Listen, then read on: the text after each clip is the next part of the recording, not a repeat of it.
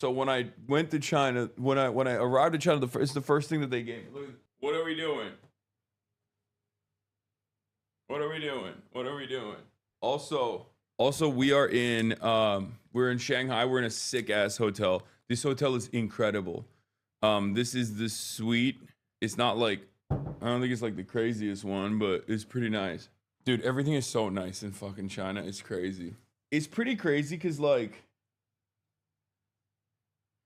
a lot of people think that a lot of people still like, I guess now that like Xiaohongshu exists and now that like, Speed went to China and stuff, like, so people kind of know that it's not that way, but like there are so many fucking people that think that like China is this backwards place, that it's like the room literally looks fake. It's not. It's sick as hell. There's artifacts everywhere, by the way. There's artifacts everywhere in the hotel as well. Have you tried tasting the tofu walls? Like I was thinking like this is incredible. This is an incredible city. What is an artifact, like museum stuff? Yes. It's the North Korea they've seen in Vice tacos. Yeah, no, that's what I mean. That's what I mean. Like, obviously, there's cultural differences, right? Obviously, there's cultural differences. There's always going to be cultural differences. But as far as, or there's even like differences within governance.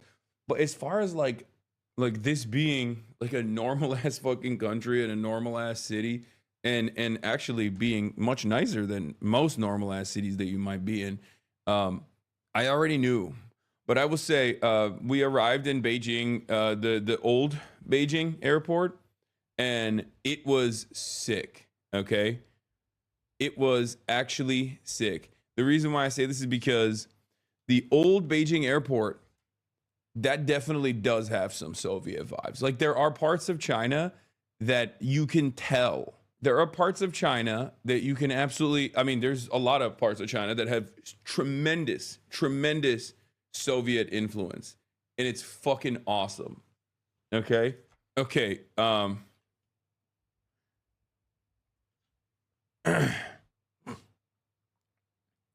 Beijing is the closest to old China in a tier 1 city. Shanghai is way more modern feeling. So Shanghai was already one of the more modern cities, right? So that's why it's like it's all modern. But I guess Beijing has like what I was talking about, which is like you have literally in the middle of Beijing, you have Soviet apartment blocks, right? Like you'll have the craziest mall. You guys are gonna see all of this when we actually drive around and go to different places. But like in Beijing, you'll go to like an incredible mall, right? An insane mall, like American style. Because remember, Chinese people, Chinese culture has a lot of American style attitudes. It's very interesting. Like it basically, how do I describe this? Like it's basically if like you forgot the IG story. Oh shit. Good call at the Macias. Can you explain what the tier of city means? Yeah, tier 1 is just like the top tier of city. It's like the most modern, most biggest, craziest city in it. I think it's like down at tier 4, right? And then you have like rural cities, but all the cities are actually pretty modern and pretty sick. But yeah, Beijing is interesting because like there's literally, you best not set foot in a car in China, public transit. First of all, we have like 14 people with us everywhere we fucking go. You'll see today. And no, we have a car everywhere we're going. Dude, I'm not just doing tourism out here. You understand that, right? Like I have like a whole itinerary where like I will be actually doing high-speed rail, of course. I'm very excited, but what is this? Hassan lost China viewers to X and Asman. But I do watch some clips from Asman Gold and XQC from Bilibili domestically. It's like the clips. Yeah, we're eating away at that market share. Don't worry, fear not, folks. Where was I? Oh yeah, we gotta blast off. Hold on. Sometimes Bilibili also calls you normal IQ American when you're popping off in political rants. It's often your nickname for your variety content. Not sure if everyone on Bilibili knows that you are the same person. Wait, Bilibili thinks it's awesome. Are you meeting any Chinese officials, etc.? No. Are you gonna meet Xi? No. Even though it would be an honor. It would be the honor of a lifetime. But no. That's a compliment. Yeah, normal IQ American is a compliment.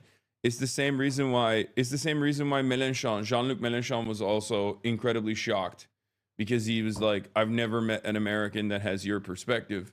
Like, they're just always confused when they meet someone, and the American person isn't automatically like, I hate everything that you stand for without knowing anything that you stand for. And I think I'm the #1 country on the planet, and I think you're not even the #2 country on the planet. That's like the usual average American perspective. Bro said, you look tired. Are you okay? Dog, it's literally fucking 3:30. It's 3:49. I went to bed at 9 p.m. or 10 p.m. only to wake up at 3:49 so I could live stream for your bitch asses. So I could do news for you guys, by the way. Like, that's the reason. Like, obviously, tomorrow and the days after, like, I'm gonna be waking up a lot later, or at least at like a more reasonable time. I'll probably be live at like, I would assume, you know, in the upcoming days, I will probably be live at like 2 p.m. Pacific time, because that'll be a little bit more manageable. Which would still be like 5 a.m., 4 a.m. here, right? I mean, 4 a.m. is like 12. So like maybe 1 p.m. Pacific time. Groom your face and dress appropriately before visiting Tiananmen. Oh my God, Top G's in here. Hey, Top G. Hey, Top G, what happened? What happened, bitch? I thought I would never fucking get to China. What happened? Groom your face and dress appropriately before visiting Tiananmen. Shut the fuck up, dude. I'm here. I'm in China, baby. Let's go. You said it wouldn't happen. What happened? Yeah. Top G, put some respect on it. Put some respect on it. What cities are you going to visit then? Perhaps I may have a chance to show you Chinese hospitality for people whose practice soars under the portrait. Oh, okay. Chill, bro. Chill. We're in China. You can't be cracking jokes like that. Okay? Calm down, buddy. Stakes are a little bit higher, don't you think? Okay, chill. I don't know what this tea is. They put it by my bedside. It's the greatest tea I've ever tasted in my whole life. I'm not even kidding. Anyway, what was I gonna say? Oh, I am going to be visiting. So first 3 days we're in Beijing. Then we move by high-speed rail to Shanghai. And then I think from Shanghai we go to Chengdu. And then we do some gay shit. Obviously, you already know what it is. Chengdu, the gay city. Had to put that in there for Austin. Like, straight up. We are going to Chengdu because it's gay as fuck. Okay? And then after we have Chongqing and we have Shenzhen, and I think after that we might have Hong Kong. Motherfucker smiling just thinking about the trains. Are you kidding me? Of course I'm smiling thinking about the trains. I'm so excited. I'm so freaking excited. Hi, Hassan. I met you at the airport on Saturday night with the skating team. I just wanted to thank you for all the work you do. You helped me broaden my understanding of global politics. Oh my God. No way. Dude, you're going to be on the vlog. Austin was vlogging at the airport, and the synchronized ice skating team walks past us, and it's just like, it's like 60 girls. Okay? They're all wearing the same gear. Austin, I think, filmed your interaction. Depending on which one you were. Are you the Russian one? Probably not, right? Because the Russian, there was a Russian ice skater as well who also filmed something. I forget. Hey, they probably won't let you stream on the train. Chicago. I don't know what that means. Do you plan to meet up with our dearest Uncle Red? What do you mean? It's time to ruin your vibes and talk about America. Oh, she's from Chicago. Oh, okay. Not the Russian one. She was the one from Chicago. Got it. I will not be meeting any like higher level party officials, obviously, because there's a lot of party officials. Like, I mean, it's big. It's a big party, right? It's a big country. It's a big party. You meet a lot of bureaucrats all the time, and I don't think I'll be like meeting anyone that's in the government side of things, I guess. Aside from like the regular bureaucrats that you meet. What was I gonna say? God damn, this shit is so bomb. I hope this doesn't make me sleepy. They put this next to my bed, so I think it's like sleepy time tea, but it's so tasty. How was dinner, bro? Food so far? It was incredible. We went to a Michelin star place. Cheap hotel. Everything is cheaper in China. The hotel is not cheap. Obviously, this is one of the nicest hotels in the capital. But like, I think I had a regular suite, and then I wanted to upgrade it like to a nicer suite, like a bigger suite. And in America, that upgrade would probably be like $1,000 plus a night, and in China, it's like 200. Just to give you an understanding, because like this is the most maxed out shit, right? Like we're staying in the most maxed out, like what is the Rosewood, I think is what it's called. So it's like very, all right, you took too long, I'm leaving. Too long for what? Why are y'all Americans saying you can't do this, you can't do that in China? None of y'all know anything. Do you even realize how prominent live streaming in China is? People are lined up on the streets filming themselves. Yes, although there are limitations to live streaming in China, it's true. So I don't know why you're like it's not as bad as silly Americans imagine it is, but there is definitely differences. Like it's just true. Not that it matters, because obviously it's nowhere near as bad as the way Americans like assume it is.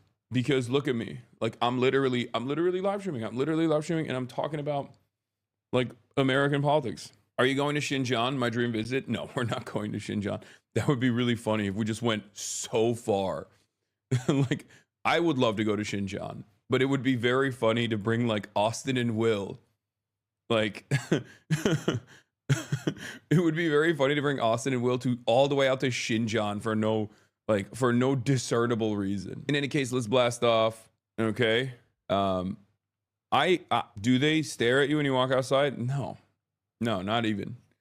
There's a lot of foreigners here. Why not? Is it a bad place? No, Xinjiang's awesome. It's just so far. It's just like it's so far, and it's not like people don't even go to Beijing. They go to Shanghai, okay? Do you understand? Like the amount of flights that are readily available from Los Angeles to Beijing are limited as opposed to Shanghai, because most people are like, I want to go to the fun places. So like that's not a thing that people consider, if that makes sense. It's not like you gonna hit up the sneaker replica mall. Maybe. China is massive, guys. Again, 1.4 billion people. Hello, Islam. What time do you want to meet in the lobby? Austin Show, stop trying to get the attention of people in this chat. I have to do news, okay? It's fucking 4. And I have 50 minutes. I have 55 minutes to do the news. And then I have to run downstairs. Oh my God. All right, live from China. Dem's Cave on shutdown. Snatching defeat from the jaws of victory. Tiananmen Square flag raising ceremony. Because that's what we're doing today. We're going to the Tiananmen Square for the flag raising ceremony in like a little bit. But then afterwards, I'll have opportunities to talk about politics again. Okay. Fear not. This is the only day where we just have like something super, super early. Hassan, I live in rural northeast of China teaching English to little kids, where I'm the only foreigner in the whole town. You inspire me so much. I've learned so much about the whole world through you. The perspective you've given me is part of the reason I chose to move, to learn more about China, Chinese, and socialism. I'm so happy you come here. I'd love the chance to meet you and take a picture. I mean, I'm probably not going to be in your rural northeast of Chinese town where you teach English to little kids chatter, but I'm glad that you live here, and I'm glad that I was able to have an impact in your life that caused you to actually go to China. You know what I mean? Like that's pretty boss mode that you live out here. This is crazy that this is your life, you know? Wow, jackass. Bro, I'm just being for real with the guy. Like I got some very limited time out here. Those Adidas jackets you guys got on are OP. Oh yeah, I have it. I bought one. Can you try the premium grilled chicken sandwich at McDonald's? Trust me, it's good. Oh my God. Oh my God. Oh my God. I need you guys to understand something. Okay? You need to stop doing that. And it's not just because it's BDS. We're in China. Okay? There's no more BDS. There's no BDS in China. Okay? When you're no longer in the heart of empire, it's you know, like BDS, sure, right? But I don't even care about that. What's more frustrating to me, like that's significant, yes. But what's more frustrating to me is whenever I go somewhere, okay? Whenever I go somewhere and they're like, oh, here's the American thing, but this time in this country. I hate that. I hate that so much. It makes me more mad than BDS even, okay? Like it makes me, do you understand? Like I know that it's crazy. I shouldn't care about it, but I get so mad when people go, "Oh, but dude, American brand, but in China, you should try it." Like, fuck, man. I don't know. I don't like it. It's my own personal thing.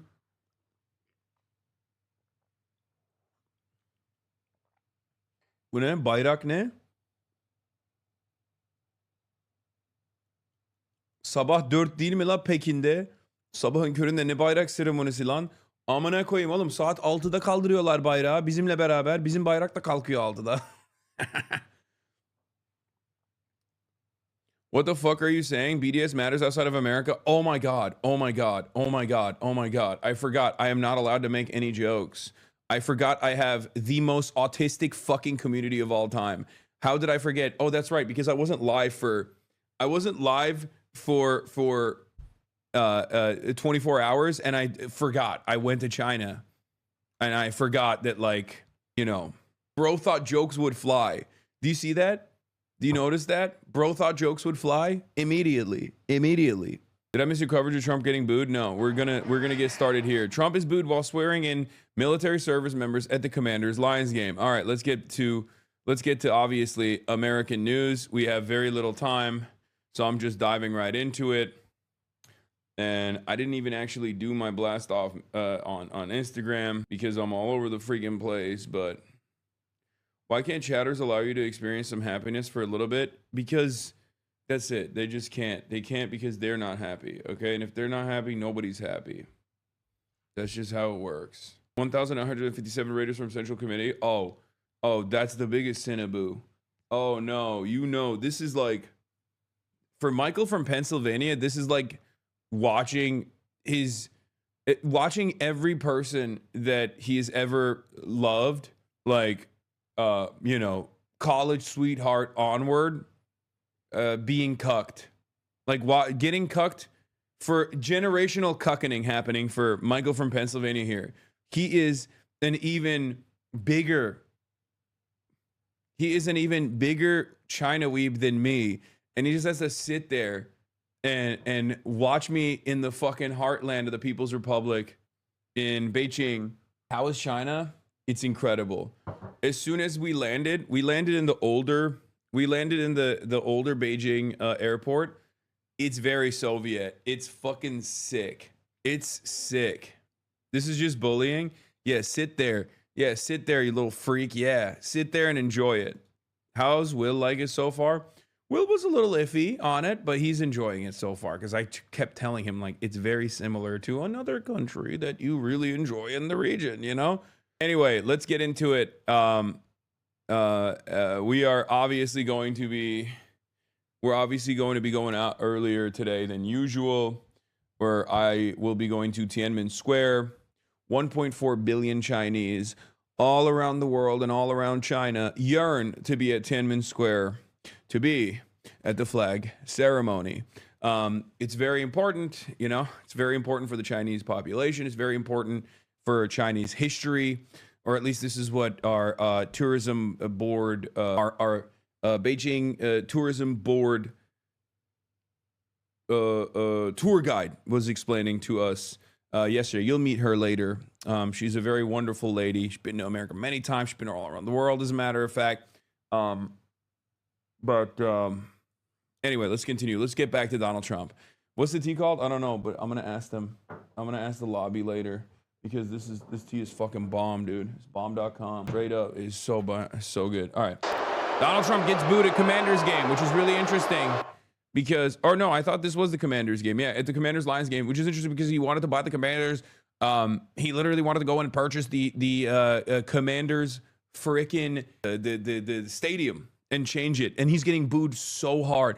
And also, his brain is leaking. Keep politics out of my sports. Yeah, get the hell out of here, Donald Trump. Fuck you. Dude, people hate him. People hate him, and it's awesome. I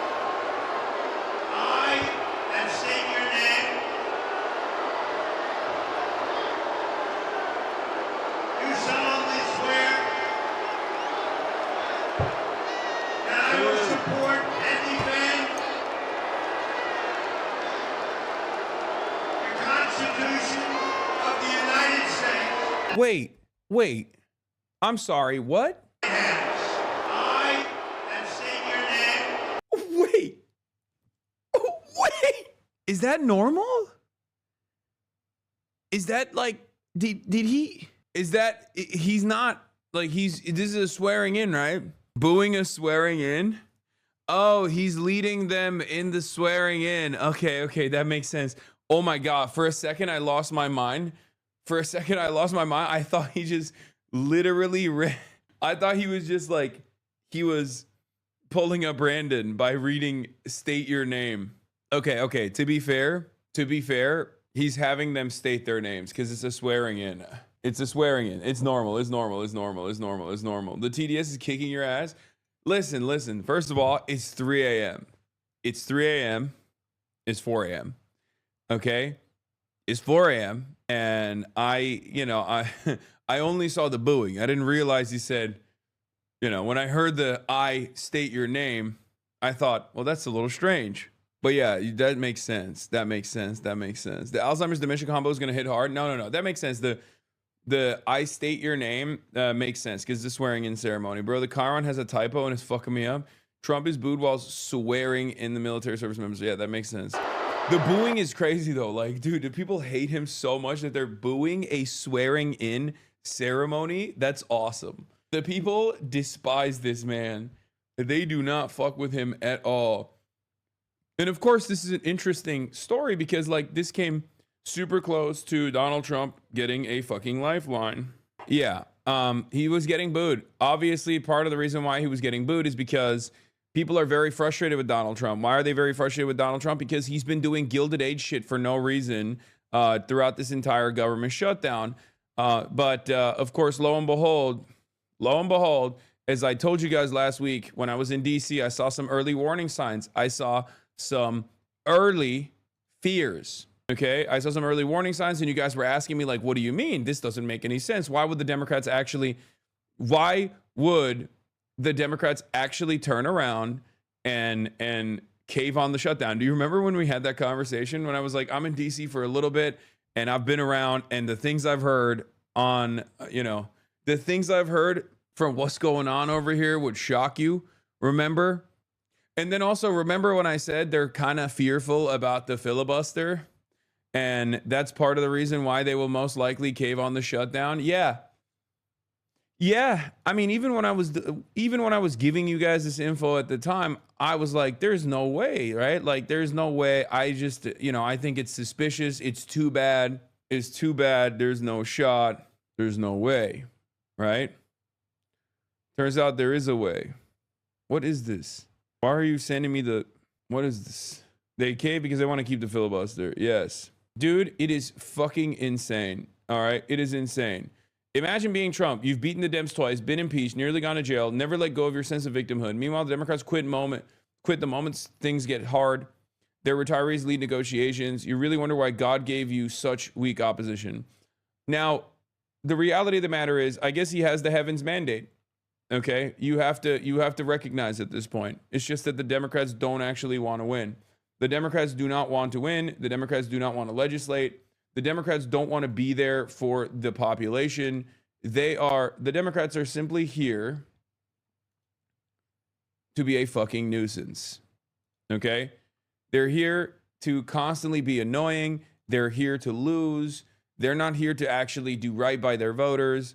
They are here to snatch defeat from the jaws of victory. And there are plenty of people on the base of support that also actually go along with this. They constantly follow the lead of some of the worst political instincts I have ever encountered in my entire life. It's not Trump's resilience that is impressive. I think it's the Democratic Party's capacity to lose that is impressive. I'm sorry. I can no longer sit here and act as though Trump's a brilliant machine politician. He is not. Okay? He is not. It is actually the Democrats that have created this environment for Donald Trump, and it will always be the Democrats that will continue creating this environment for Donald Trump But at least on the one hand, I have seen finally that there are a lot of people who say that they're liberals and libtarded or whatever that are finally coming to their fucking senses. I saw Brian Tyler Cohen freaking out about this shit. I saw Harry Sasson freaking out about this shit. Like on the influencer side, there are plenty of fucking Democrats who are like, enough is enough. Like, do your job, do your fucking job, do anything. Now, for those of you who don't understand why we're so frustrated about this, if you weren't like paying close attention, there was a government shutdown that took place. I believe it was like 40 days or something. It was literally a record-breaking government shutdown. And government shutdowns are obviously very damaging because when the government is shut down, there's a lot of federal workers that are furloughed. There's a lot of mouths that you can't feed, right? And it's a terrifying predicament for anyone who actually cares about their constituents. Having said that, the government shutdown is usually the last political tool that the minority party has at their disposal to actually get their agenda across in an effort to actually defend, even larger number of Americans, for example. So, like, that's precisely what was going on here. It's been 41 days, and the government was shut down because Donald Trump and the Republican Party has cut ACA subsidies, which means like 24 million Americans, tens of millions of Americans are actually no longer going to get their fucking health care. They're going to get kicked off of their health care coverage because their insurance premiums are far too costly. The ACA subsidies were taken away from these people, and their health care is about to triple in cost, right? These are the reasons why the Democrats were supposed to be fighting for, the shutdown to get the Republicans to come back to the table and offer subsidies on ACA, also known as Obamacare, which is already a fucking Band-Aid solution. So like half the time when I'm advocating for this stuff, I'm advocating for the Democrats and their signature policy that they should be defending. Like, I'm a Medicare for all guy. If I had no investment or concern or consideration for the average working class American, I would just say, let it fucking burn. Who gives a shit? This entire thing is busted anyway. It's a Band-Aid, and let's rebuild Medicare for all. But obviously it doesn't work that way. I want Americans to have healthcare, so I'm fucking defending goddamn Chuck Schumer and goddamn Hakeem Jeffries because I want them to fucking defend the ACA subsidies, which I don't even fucking agree with. And even then, the Democrats still end up doing this race to the bottom bullshit and fuck it up. I can't believe it. It's like, I want the Dems to do Dem shit, and they can't even do Dem shit. What are we fucking doing at this point? Suck my cock, man. You guys do not give a fuck about the working class. You do not give a fuck about your voters. I don't even know what you give a fuck about. Old, decrepit, weak, feeble, monstrous, corrupt pieces of shit they are. They don't care about fighting against Donald Trump. They do not care about being an opposition party. They do not care about anything. And I fucking hate them so much. I hate them with my entire fucking heart and soul, because at least I know Donald Trump is evil, okay? I know Donald Trump is evil, but the Democrats are supposed to not be evil, okay? They're at least supposed to be like, oh, we tried our best, but we couldn't do it. But no, time and time again, oh my fucking Lord, dude. They are such assholes. If they fought for Americans with a fraction of the severity that they fight for fucking Israel, okay, we would be in an entirely different predicament. We'd be in an entirely different country. But yes, yesterday, before the shutdown happened, I said, no one wants to see the government shutdown continue. Why is this weirdo blaming the Dems? You just won the election on being in opposition to Republicans and instantly shift the blame back to the Dems. Can't stand centrist Dems. This was before. Okay? I need you to understand, this was before the shutdown actually officially became reality. Except Hutch, he's calling it a masterful gamble. When has Hutch ever been right in his entire political career? Please never bring that fucking bald loser's name in this chat ever again. We're actually having an adult conversation about the goddamn Democratic Party and its fucking failures. I don't need to hear from someone who doesn't know anything, and his only investment in this is to basically either say Hassan fucking thugs over and over again, okay? Because his Call of Duty career fucking imploded in and of itself, and he decided to hitch his wagon to like Destiny and become that kind of fucking political commentator. Nobody gives a shit about what he has to say because he's wrong all the fucking time. Shut the fuck up. Never bring up his name in here again while we're doing serious political commentary. Fuck. These are people who follow the notes of the Democratic Party. They are not here with a broader vision. They're not here to tell the Democrats what they're supposed to do. They're just here to say, no, whatever the decision they made is actually the good one, because they're fucking stupid. It makes sense because they just want to be like, they just want to do contentious commentary to someone like myself for the most part. That's it. But the point is, there are still a lot of centrist Democrats who unironically are just like Kamala heads and they're Biden heads, and they're very weird, and they love, you know, they love the establishment Dems, and they think that everyone is wrong for shitting on the establishment Dems, and that it's fine, but they're like centrist. I don't know. Gavin Newsom with an oddly similar tone to you. I know. He said pathetic. Yeah, he wants to be president so bad. He wants to be the leader of the Democratic Party so fucking bad. I am so sick of weak Democrats. We need fighters who will stand up to Trump and MAGA. We need a big tent of fighters, not folders. As I made clear, I'm a liberal. Someone like Zohran Mamdani is farther left than I am, but I'd rather vote for him than a weak liberal who doesn't stand for anything. I will support fighters, not folders. Now, respect for him for saying that, but also, bitch, you're Harry Sasson. We know in your fucking age group that, like, we know you love Zohran. You don't have to fucking farm this, like, I'm actually a reasonable centrist liberal and Zohran is much more further left than me. What is this? Do you just, no, I don't believe Harry. Yeah, he loves Zohran. Of course he does. All these guys do. It's so funny that he's like, I'm a liberal and I'm a reasonable liberal and I think Zohran's to the left of me. No, he's not. Shut the fuck up. You're just saying that because you think that's what like the older consultants want to hear. You think that's what the older consultants want to hear. Trust me, as someone the older consultants hear from all the fucking time, it doesn't matter. Just be yourself. Be honest. Should AOC or Bernie be tweeting this? Yeah, I mean, this is inside baseball. I don't know how much like they should be pushing on the buttons here. But obviously, a lot of people are frustrated. Okay, Ro Khanna actually came out and did the Ro Khanna cycle one more time. My goat. The Ro Khanna cycle is so alive and so well that by the end of this Ro Khanna cycle, I think we're eventually going to reach a point where he just says like full luxury gay space communism one day. And then the next day he's going to be like, if you don't let banks put a lien on your child's potential future gainful employment salary for even the thought of getting a Klarna payment processor for your next Domino's pizza, you should be arrested. Like he swings so wildly, and every time he fucking swings, he either goes max left or max right. It doesn't make sense.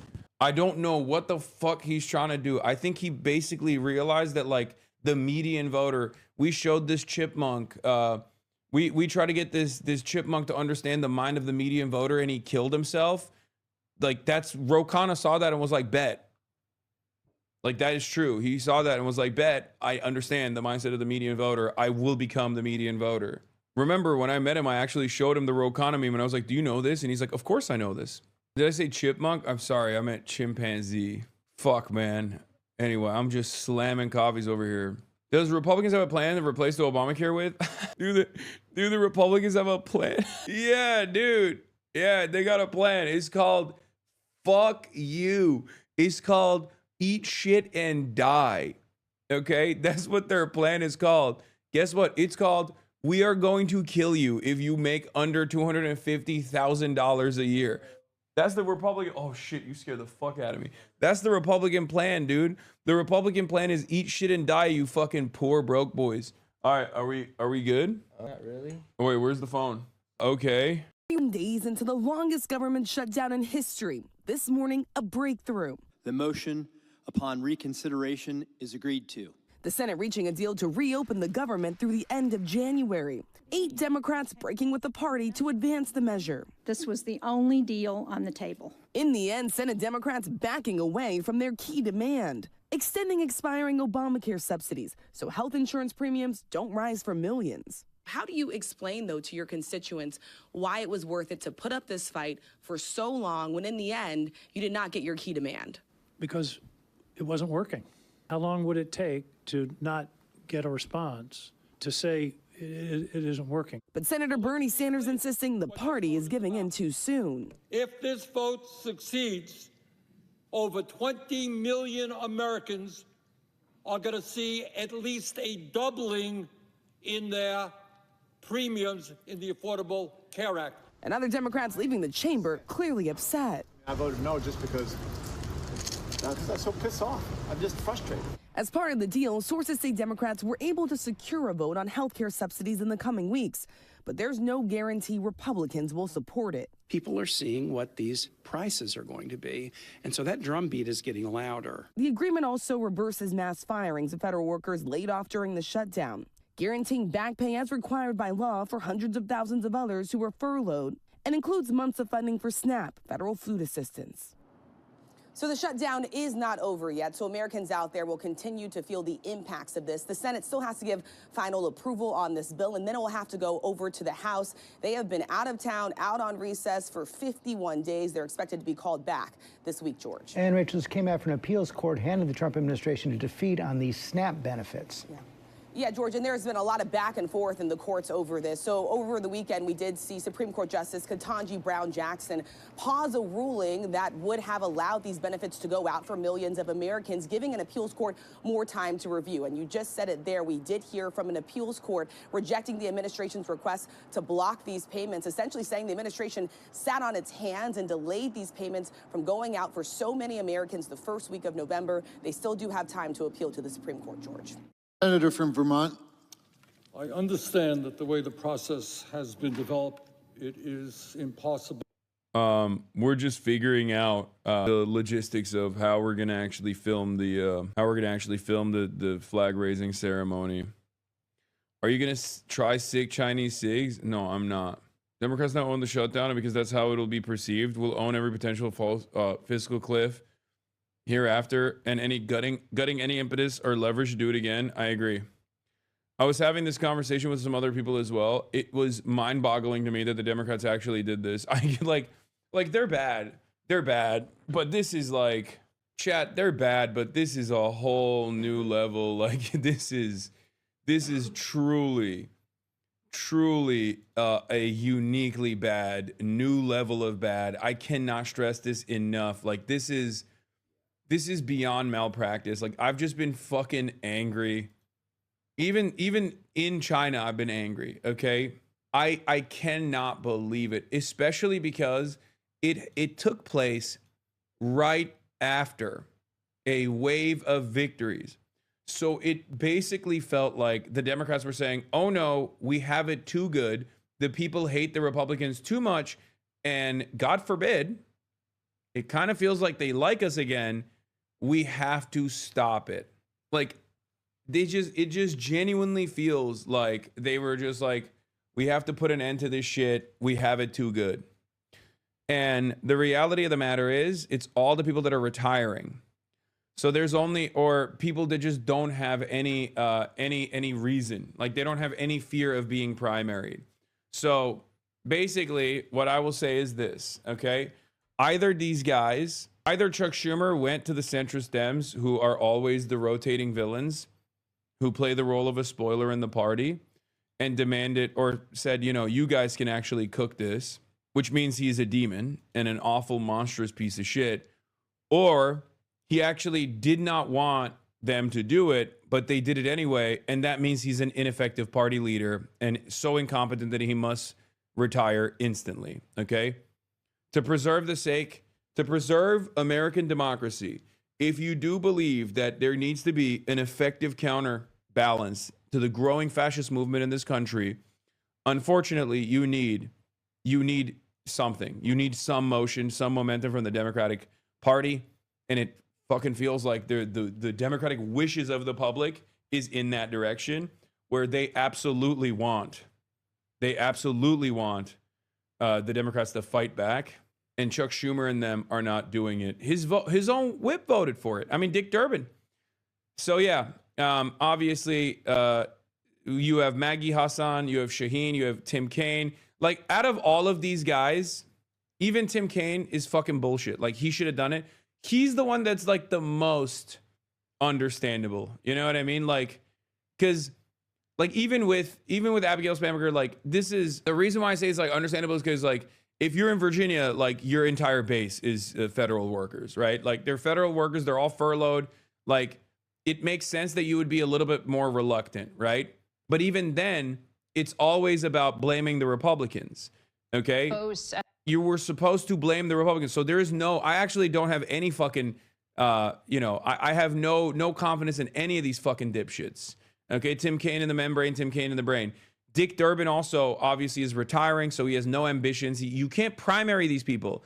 Understand that you cannot primary these fucking people. Okay? Now Schumer obviously knew the entire time that it was going on. So the notion that he was not aware of what was going on here is also idiotic. It's a lie. But I wanted to show you this. Okay? This is Abigail Spanberger on Face the Nation before before the shutdown takes place. And I was very fearful that this is what was going to take place. This was going to happen. Yeah, here. Well, you have it. I texted it to you before. No, but you have the login too. I've sent you the login many. Wait, okay. What changed? Okay, hold on. I'll do it right now. Hold on. Anyway, here's Abigail Spanberger. Well, Virginia boasts one of the highest numbers of federal workers in the country. And as you know, many of them are not getting paid. You know, some in your party look at your election on Tuesday and the win in New Jersey and say that is permission to hold the line in Congress and refuse to fund the government or fold on the shutdown. Should congressional Democrats view your victory that way? Absolutely not. Our victory was a victory that was based on a campaign that was addressing concerns related to costs and chaos. My campaign across the past 2 years have been focused on hearing the challenges that people are facing all across Virginia. It's rising. She's from Virginia. It makes sense. She wants to shut down the end because of her constituency. Yes, except, do you understand why I'm mad at her? Everybody wants the government shutdown to end. Nobody wants the government shutdown to continue, chat. There's no one out. There is not a single person that's like, I love the government shutdown. It's fucking awesome. It's not. The point is, you should never blame your own party. Okay? Are you fucking dumb? Are you stupid? Why the fuck would you blame your own party for it? You absolute dumbass. Why would you? There are two parties to a fucking negotiation. Why would you hit the Democrats as opposed to the Republican side that is not negotiating with the Democrats? Are we for real? Are we being for real here? Aren't you a Democrat? Why the fuck are you blaming the Democrats for the shutdown? It's the Republicans that are not conceding to the very reasonable demands that are being made. Because this question is going to be the only question that remains. 40 days of pain. 40 days of pain. What was it for? Nothing. It was for nothing. And now Americans, by and large, are going to turn around and be like, okay, maybe the Republicans were right. Maybe the Democrats are fucking assholes. And they just decided to shut the government because they're bored.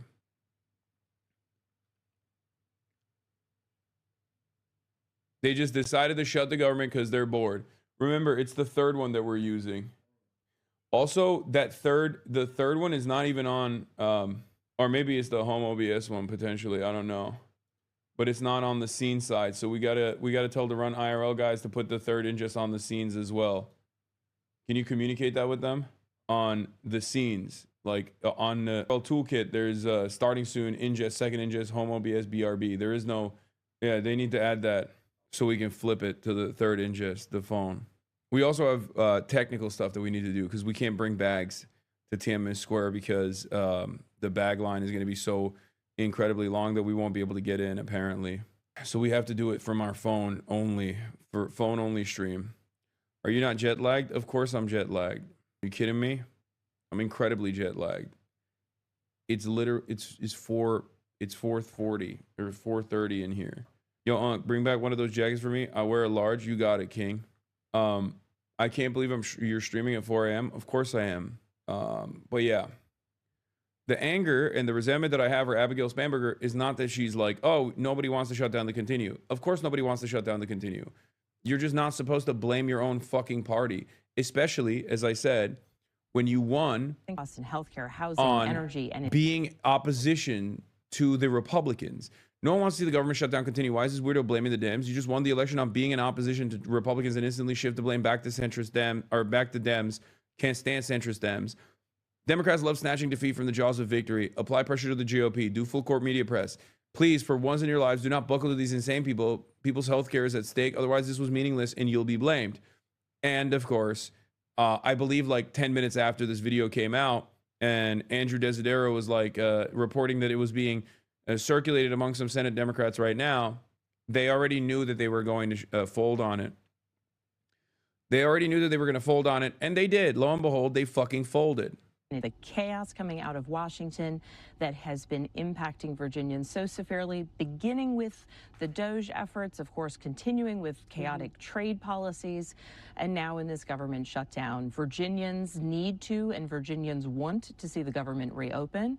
And my expectation is that we will see a Congress, a Senate, and ultimately a president driving us in that direction. But should congressional Democrats open the government and then talk about health care? The government needs to open, and it needs to open immediately. We need the president to demonstrate leadership, bringing people together, endeavoring to get through whatever negotiations need to get through, whether it's before or after. My priority is focusing on the need. Yeah, before or after. Yeah, future star of the Democratic Party, guys. Yeah, future star. This is what we need. This is what the Democrats need more of. You know, a willingness to come to the table so the Republicans can fuck us in the ass, okay? This is real girl boss shit, sweetie. Your weak and feeble mind cannot comprehend how this kind of girl bossing works. The whole thing makes the Dems just look weak because we are. They are.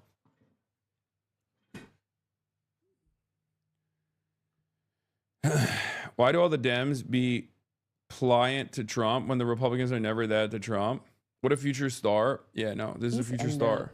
The devastation, frankly, that more than 300,000 Virginians are facing. Okay, I can't watch the rest of this. Pisses me off. Democrats initially demanded 1, an extension to enhance the Obamacare subsidies, and 2, protections against rescissions. They aren't getting either in this deal. Deal to reopen the government is done, per source familiar, led by Shaheen King. There are at least 8 Dem voters voting yes. The deal would include a vote on ACA by the end of the second week in December on a bill of the Dems' choosing. It also includes reversals of all shutdown RIFs and protections against further RIFs in the future. The deal funds SNAP through September and at higher levels per source. They got nothing. What? Okay.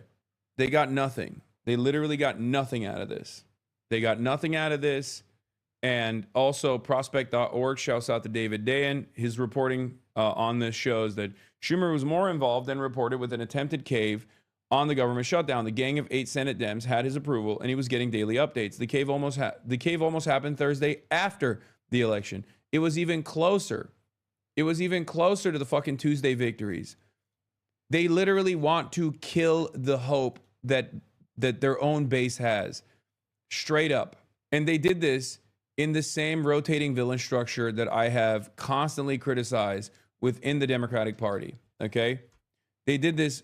They had maximum leverage, and they said, fuck it. 8 Senate Democrats saw charts like these and decided, oh, yes, now that the public opinion is on our side and our opponent is facing electoral consequences for their policy choices, now is a great time to give up all of our leverage in the healthcare negotiations.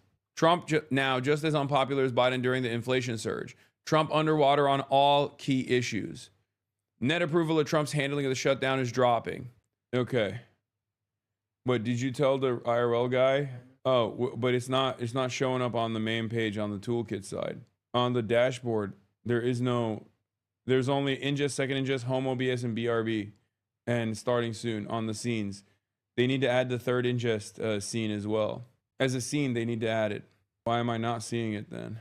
Look, starting soon, ingest, second ingest, home OBS, BRB. It's on my ingests, but it's not on my scenes. So I can't flick to it. Yeah, on my IRL dashboard, scenes. No, it is. Look, see? It says scene right here. We don't have a button for it. Guys, don't fucking worry about that. That's just like background shit, okay? We're doing a million things at the same time. It's like, unfortunately, very, very dynamic. I mean, Austin is up. He wants to do it. Oh, I think we need to leave here by 5 a.m. no matter what. maybe it's better to meet there for her. I don't know. Ask in the group chat with our handlers.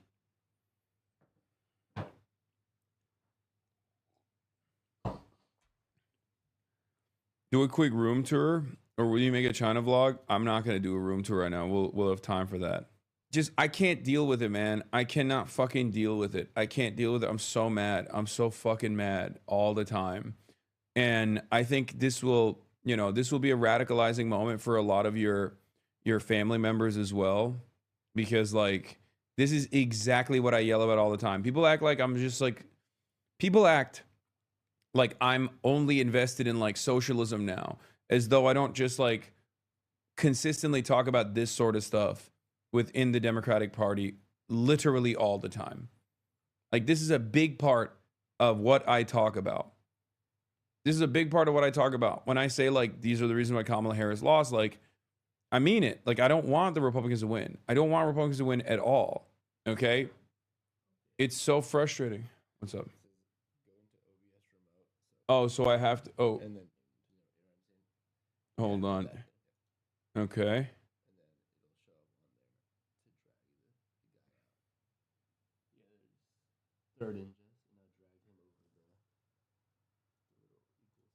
Oh yeah, it showed up. Hell yeah. Okay, rip it. Oh my god, I almost accidentally shut down the server. That's crazy. Wait, what? It's effing? Are you using the internet from the hotel? No, chat, it's not effing on your end. It's effing on our end. Obviously, you had the ogre who was already anti-shutdown from the start, and he's a giant piece of shit and sucks, and we hate him. You also have Chuck Schumer that came out with this video. For months and months, Democrats have been fighting to get the Senate to address the health care crisis. This bill does nothing to ensure that that crisis is addressed. I am voting no, and I will keep fighting. Who is this for? Like, everybody knows you did this, man. Because either you did this and you're evil and you're a piece of shit, or you are so feckless and so bad at your fucking job that you should immediately resign. You should resign nonetheless. There is no alternative here. I say you're the leader of the party. Everyone knows you let the rotating villains concede with basically nothing because you're old and feeble and don't care about anything. You couldn't even make the left pro-Israel your lives mission. Even the Baileys hate you. Resign now. Okay. Oh shit. Hold on. Okay. Oh shit. Hold on. Let's flick it. Let's flick it. I'm on it. Can they? Did that work? Can they see? Did it work? I don't know. Oh, I guess I could go to your channel and check. Yeah. It's way too dank. Oh wow. Oh wow. Oh, yeah. Yeah, we're good. Wait. I mean, it probably sounds like shit right now, but does it sound like shit? I don't have mics or anything. Oh. Oh, it just sounds like a phone. Yeah. That's crazy. Okay, we got the third ingest locked in. Okay, so we're gonna be swapping it. That's sick. That's sick. That's sick. Okay.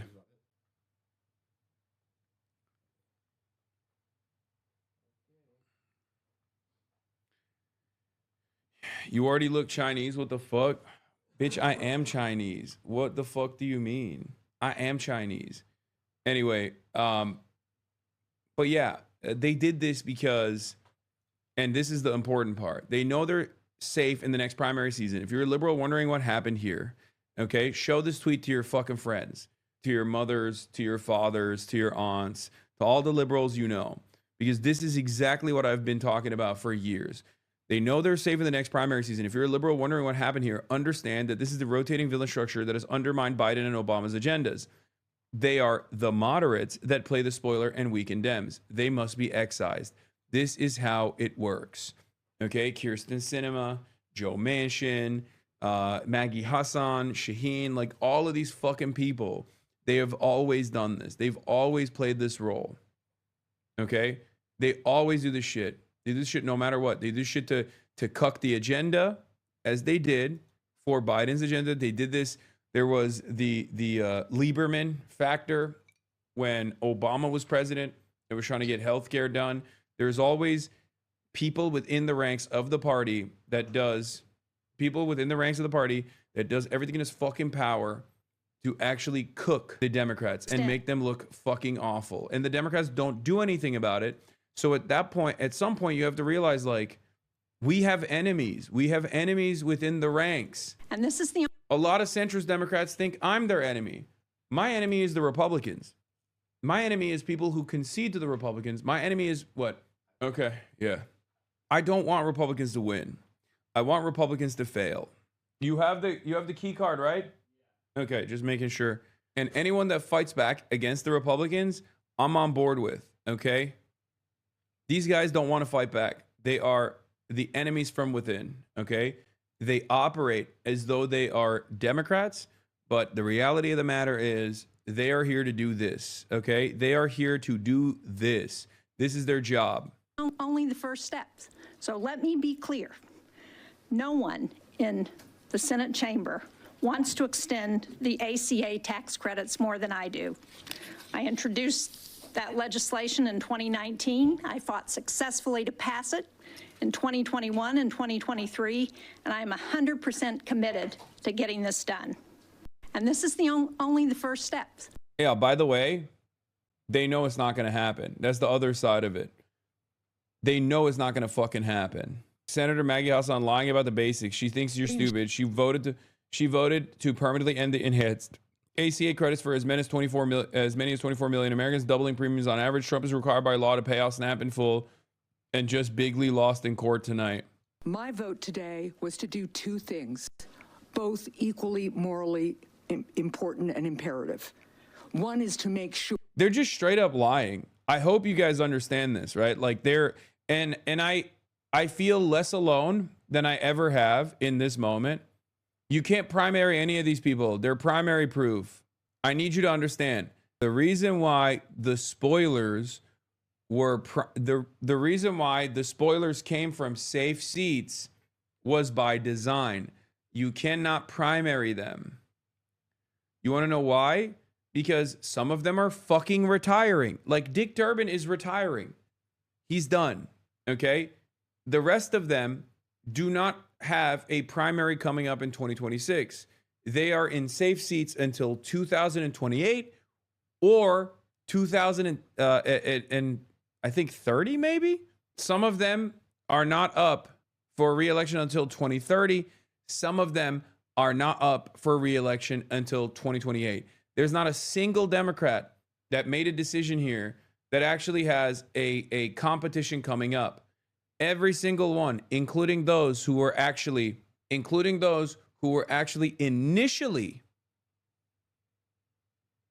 soft on this, like John Ossoff, turned around and voted no. There is a reason for it.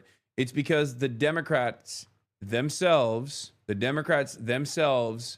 realized that the party will fucking implode. It's the easiest lock for any Democrat. John Ossoff is up in 2026. He was also voting to end the shutdown. Why did he not vote to end the shutdown? Because they got votes elsewhere in safer seats. The Democratic Party is operating like this deliberately. This was Chuck Schumer's design. I am of the mindset that Chuck Schumer did this on purpose. I'm not of the mindset that Chuck Schumer is so weak that he couldn't actually whip his own caucus. Okay? I am of the mindset that Chuck Schumer deliberately designed this process so that it was Democrats that were not up for re-election anytime soon that would take the fucking blame. Can you explain, please, what means the primary politician? Why is that negative to them? What do you mean? A primary is like when you fucking unseat them from the left. Primaries before the general election is like an internal party. Primaries happen before the general election. So a Democrat goes up against a Republican or whoever, libertarian, whatever, in the general. But primaries is internal in the party. As in, another Democrat will come in and just fucking unseat them. God damn. Maybe he's non-American. I don't know. Like Zohran Mamdani won the Democratic primary in New York. And then he had to go all the way into the general election. And in some places where you're like super safe, like in New York, it's normally not even supposed to be a contest. Once you win the Democratic primary, you win the election because it's like 75% of the voting population votes Democrat in the general usually. Why are you treating chatters? Why are you letting chatters treat you like Google and then refuse to read my logs? Because this is supposed to be educational and I don't want to be a fucking asshole to people who are just simply trying to learn. that the government is functioning so that our kids eat, so that our elderly citizens eat, so that our air traffic controllers can get some sleep and earn money, get paid while they are working, so that our veterans are protected, and continue the fight to a realistic platform to get the premium tax cuts done. And if that is not successful, then shame on the Republican Party and shame on Donald Trump. But the American people will see who stands with them on health care and who does not. And that will be the platform of the next stage of the fight. I hope we can find bipartisan agreement on an extension of those premium tax credits. In New Hampshire, couple of who are 60 years old or so, earning $85,000 a year, are seeing like a $15,000 increase. All of this is bullshit. Here, let's hear Bernie Sanders talk on it. To delay the votes that are going to take place. And if that were not the case, that is certainly what I would do.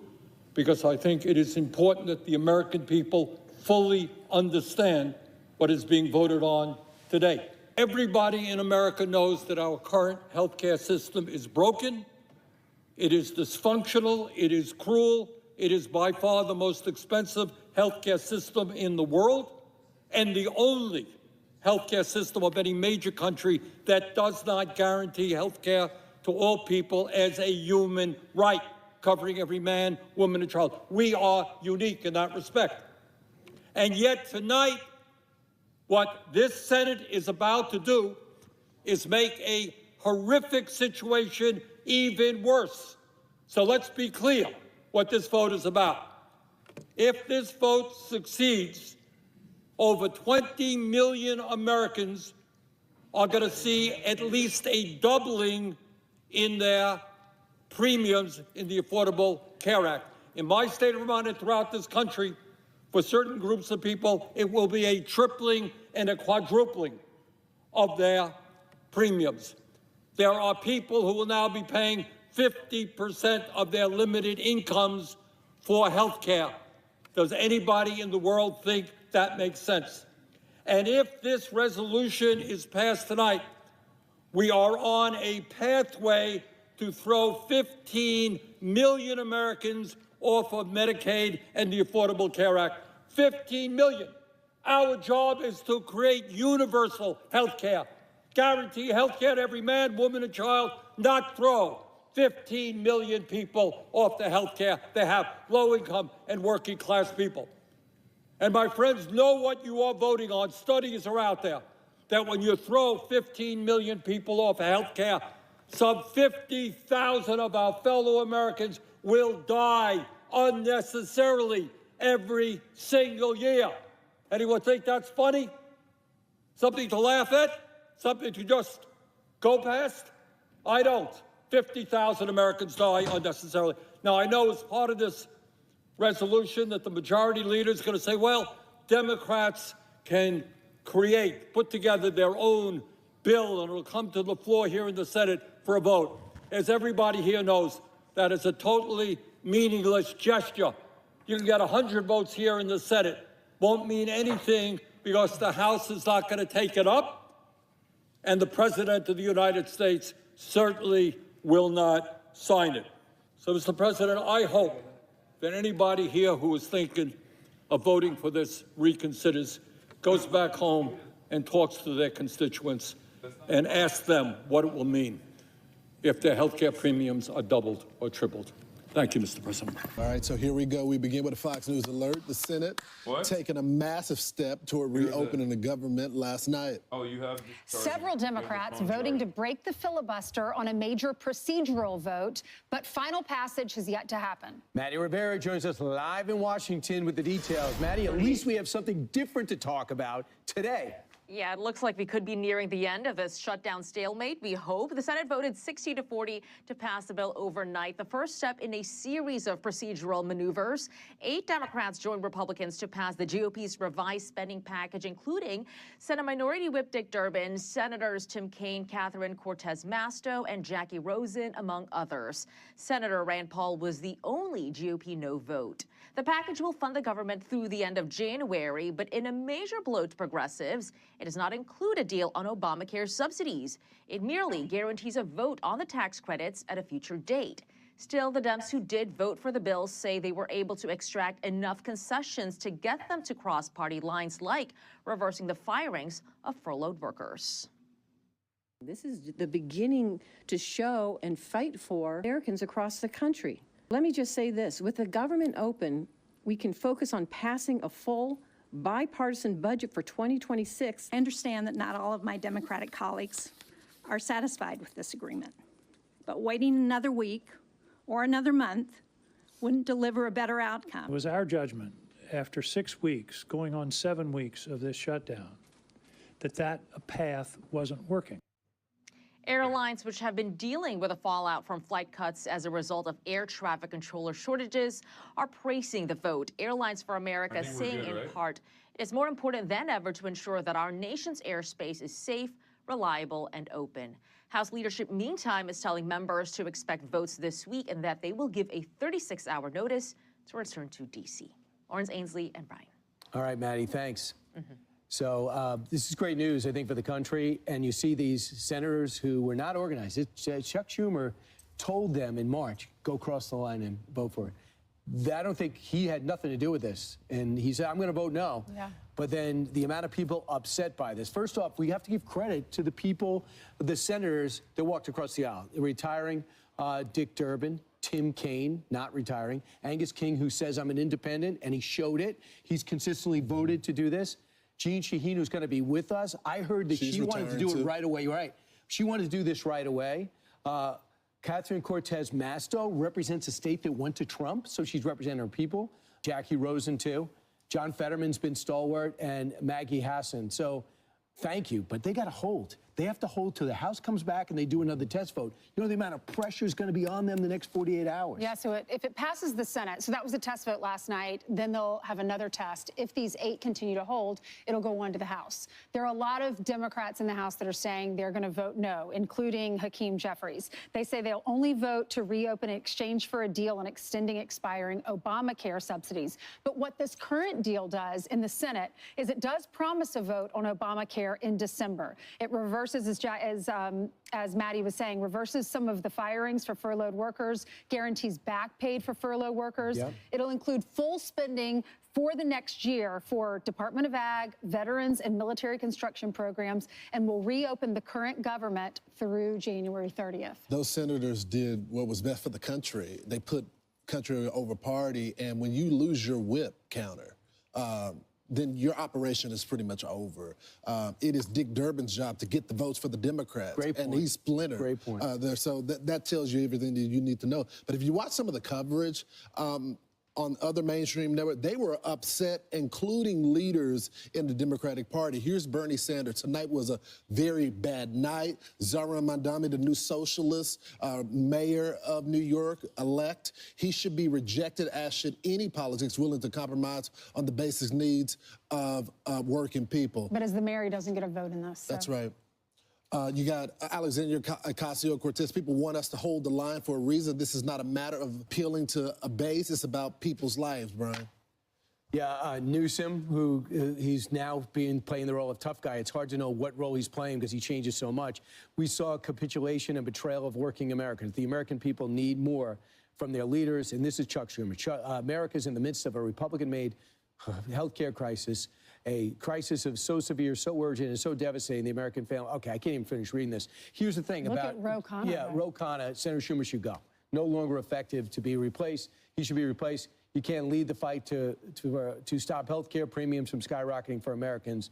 What will you fight for? But just real quick, what are you talking about? Obamacare is a thing that needed emergency funding that was supposed to expire because Joe Biden's program says, we know this is unsustainable, get us through the pandemic, throw money at it, but we're going to expire it. There's a rescue package that we didn't need. So with that going away, how is this Republican healthcare crisis? Right. Don't say farcical things. That's the problem. When you try to fix a problem during COVID or during a pandemic or during an emergency, then they continuously want to continue it on. But we don't have the money to fund that. Also, Ainsley, this is not Chuck Schumer. This is not who he is. This is legislation that he's voted for in the past. This sudden wind in his sails where he has to fight every little thing. You can't hold the entire country hostage just so you can win your primary if AOC challenges you. He saw that Zoran Mamdani is a no on this. He saw that Zoran won in New York City. He knows that AOC was campaigning with him, help him get over the line, and he did. So New York likes both of them. They like these socialists, these progressives. So Chuck Schumer, I think, he looked at what he did last March. He got a lot of flack for that from his constituents because they're so progressive. And I think now he's saying, I really want to win my primary. I'm probably going to be up against AOC. So I saw Abigail Spanberger push back against this. I just want this open. She's a congresswoman until she becomes mayor. Mikey Sherrill was unable to make that adjustment, not surprising. But she said, no, we need to reopen the government. And what Angus King was saying, we'll hear from him later. I was watching him last night. He just said, look, they're not going to budge. We shut the government, basically saying we shut the government down, and there's no flights, there's no SNAP programs. What are we going to do? So John Thune, they're taking him at his word. He's going to have a vote for December. I think he's going to have a vote to extend these subsidies of $40 billion and more by December. But this shows a divide within the party. It's not our opinion. We just read it to you. They made it public. Bill Maher weighed in on it, and he's concerned. Mamdani, sorry. He's a socialist, a democratic socialist, makes no bones about that. Abigail Spanberger, she's one of the ones who won yesterday, big, in Virginia, okay? She said after the last election, we need to not ever use the word socialist or socialism ever again. So this is a pretty big split in the party. Explain this economy. How some people are eating $36 cheeseburgers. They don't do what you do, Not though. me. Not you. We know that. You're pure. And other people are voting for socialism. And I understand why they're voting for socialism, because they can't even make ends meet, and they're worried about eating at all. How do we get the economy back to something that looks like what I remember as normal as a kid? In my view, though, Brian, the war is pretty much over when it comes to the Democrats. They're capitulating to the socialist wing. They're not fighting back. Many of these senators that voted for this, which we thank them for doing this for the country, with the exception of Fetterman and other few, either they're not up for re-election or they're retiring. So the only ones that had the will were the ones that were not in Trump states, which they understand that's a problem. They're not up for re-election or they're retiring. So you have the party at large capitulating to the left wing of their base. Right. And it's not going to end well for the Democrats. I know many of them feel like they have the wind in their sails because of the last election in states that are already pretty much blue, Virginia, as well as New Jersey, and some of these city council races. But when you come to the midterms where everybody is up, you can't run on this type of stuff. I hope not, because can you imagine if mainstream Democratic thought process was Zoran Mamdani and AOC? That would worry me for the country. So a great feature this weekend on Governor Shapiro. Seems like a level-headed person. I would love to see a level-headed person like that go against whoever the Republicans put up. I think it just makes people less worried about the severity of the direction should Democrats win. I would say, too, Republicans can't take a bow. No. Because too many people suffered, too much air travel has been destroyed. Everything that's happened over the last few months, you don't say we won. I would not do that. Let me fix all this shit. As always, I have to pee so bad. March is going to put it together real quick. But we're going to do a little bit of news, and then we're going to go to an antique store chat. So get excited for that. But we'll get back to the... Sandra? We'll get back to the battle right now, while March sets up the camera and I go piss. Okay? The Democratic Party now facing a deep divide over the shutdown. California Governor Gavin Newsom capturing the mood in a single-word post, quote, pathetic. House Minority Leader Hakeem Jeffries, meanwhile, deflecting blame on Chuck Schumer to those who broke ranks. Leader Schumer and Senate Democrats over the last 7 weeks have waged a valiant fight on behalf of the American people. And I'm not going to explain what a handful of Senate Democrats have decided to do. That's their explanation to offer. Correspondent Madeline Rivera reports live in Washington. Maybe those Senate Democrats were just concerned about people going hungry and missing their flights, being inconvenienced, because that tends to make people really mad. Yeah, John, well, you're right. The shutdown has revealed just how far apart the progressives and moderates are, and it's spiraling into this bigger conversation about next year's elections. One of the questions ahead for Democrats is who will lead the party. The ire over Democratic leader Chuck Schumer is in many ways emblematic of their dilemma. Many have come to associate Schumer with the old guard that they're looking to shed in 2026. So check out this post from Massachusetts Congressman Seth Moulton. He's launched a primary challenge against incumbent Senator Ed Markey in what's being seen as a major generational fight next year. Moulton says if Schumer were an effective leader, he would have united his caucus to vote no on the bill last night. I'm not going to run on a new generation of leadership platform here in Massachusetts and then go down to Washington and vote for the status quo. And so I've been very public about that. Again, respect his service, but time to move on. But DNC Chair Ken Martin insists there is room in the Democratic Party for different voices. You saw that play out on election night and throughout the country, right? All of our candidates, whether it was in New York City, Virginia, New Jersey, California, Pennsylvania, and all the places in between which we won, we're focused on the issues that Americans are focused on. Former President Barack Obama is warning against purity tests. Tuesday was nice, but we've got a lot of work to do. We had Abigail Spanberger win, and we had Zohran Mamdani win, and they are all part of a vision for the future. The shutdown fight not only magnifying the Democrats' search for a new leader, it also highlights health care as potentially a key issue in 2026. John. Yep, purity tests rarely work. Just ask Robespierre. Maddie, thank you. You got Sandra? Hey, Sean Hannity here. Hey, click here to subscribe to Fox News YouTube page and catch our hottest interviews and most compelling analysis. You will not get it anywhere else. Fortunate to be joined this morning by Representative Roe. Yeah, we can do the full blinds because you got to get on the other side, brother. You keep doing it from this side, but okay. I mean, it's fine. Okay. Play Red Sun in the Sky real quick. Games, bro. Okay, everybody shut the fuck up. March with the Arc Raiders drip is true. Okay, so we're back. We're going to talk briefly about the shutdown before we move on. Little this, little that, okay? We're going to talk briefly about the shutdown. Jeez, man, you were walking around Beijing today, and now we got to listen to Sean Hannity's voice. No news today, no politics. Okay, can everybody fucking calm down? Like, this is my job, man. This is what I do. Okay, this is what I do. There are people that come in here specifically because they want to hear me talk about the politics and the news, right? Like, lock in. There's mad people, Grand Theft Auto, RP, gaming, all this stuff. Were you worried about the government recording you while you're out? No, why would I be worried about the government recording? I'm recording everything myself. Also, like, there is we're with people, you know what I mean? We're with Chinese nationals. Like, it's not like that. Like, we're not doing anything that isn't allowed, We're not doing anything that's not appropriate or why is that not lined up? Okay. No, you're on vacation is a filler episode? Is not. Okay.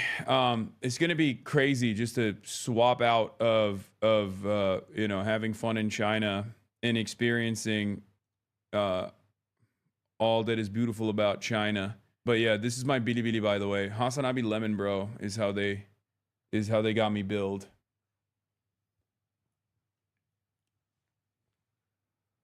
What is happening with this fucking with this goddamn? What happened when the police showed up? They thought, so that thing that we went to, okay? The flag raising ceremony it's not in focus. Hold on, I'm gonna fix it. The flag raising ceremony that we went to is not a thing that white people normally go to, right? It's not normally something that like white people attend, right? And I assume that they are probably extra attentive and extra careful about people coming to do some fuck shit.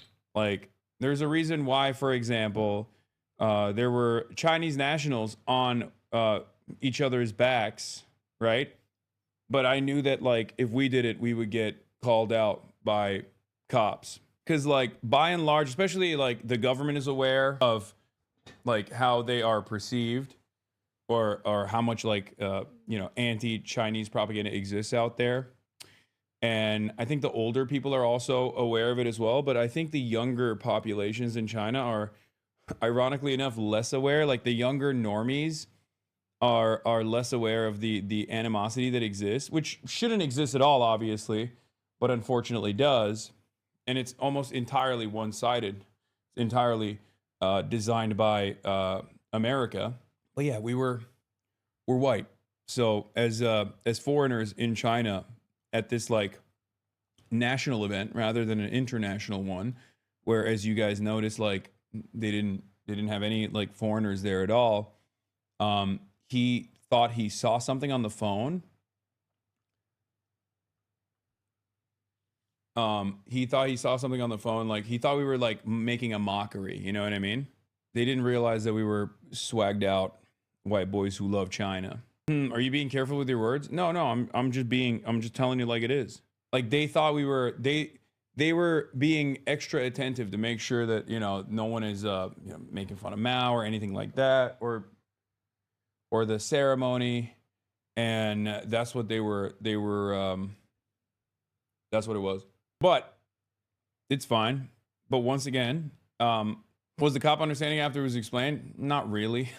But it doesn't matter. It's not like they, it's not like they gave us more trouble after. We walked in, we filmed the whole thing, we had a great time. So it wasn't really an issue. It's normal for police to take a close look at foreigners and make sure that white people don't do stupid shit. Yeah, it's just it's a cultural difference. And also they just don't want anyone to pull a fucking Logan Paul or anything like that. How was it resolved? What do you mean? We just like talked to him. We're like, no, that's not, we're not doing that at all. We're just here to experience the event. I told you would end up in jail. You got lucky this time. Yeah. Okay. Calm down. You're being ridiculous. This is actually one of the things that I want to show Americans in general. Cause like people have this like false notion that it's, people have this like false notion that it's like they will arrest you for a meme or whatever. It's not like that at all. Okay, calm down. Did that one auntie recognize you as Lemon Bro? Yeah, no, that's what it was. The aunties were like, "Oh my God, you're Lemon Bro from Bilibili." No, that's not. Yeah, we will be going to the Great Wall as well. All right, so let's get back to it. Police are far more corrective, if that's a term you could use. Yes, for sure. They are also more abrasive. Cultural differences, in many ways, in some weird ways, I feel like Chinese culture is like similar to American in that way, where people are more abrasive. Like they don't have an issue telling you don't do this, do this. Like for example, when you go to Japan, like people won't fucking tell you anything. Like they will not confront you, right? Even if you're doing something that they don't like, they won't confront you. And they'll be very passive about it. But in China, they would just straight up fucking tell you. They were like, don't do that. And they'll even yell at you. Anyway, it's funny because like I've dealt with cops at this point all around the world, as you guys know. So as far as like cops that I've dealt with all around the world, European cops in France, American cops, just European cops in other European countries, and even Japanese cops as well, I will say that it's not even remotely up there. The further west you go, the worse cops get, the more aggressive they get. America being the worst one out of all of them. But yeah, in any case, Ro Khanna has come out and has talked about how Schumer must resign. And obviously we're going to cover that. What is happening here? Sonic Fox, thank you for the retweet yesterday, Hassan. Hey, my goat. Fuck those weirdos. I can't believe Sonic Fox made it to Libs of TikTok, Twitter.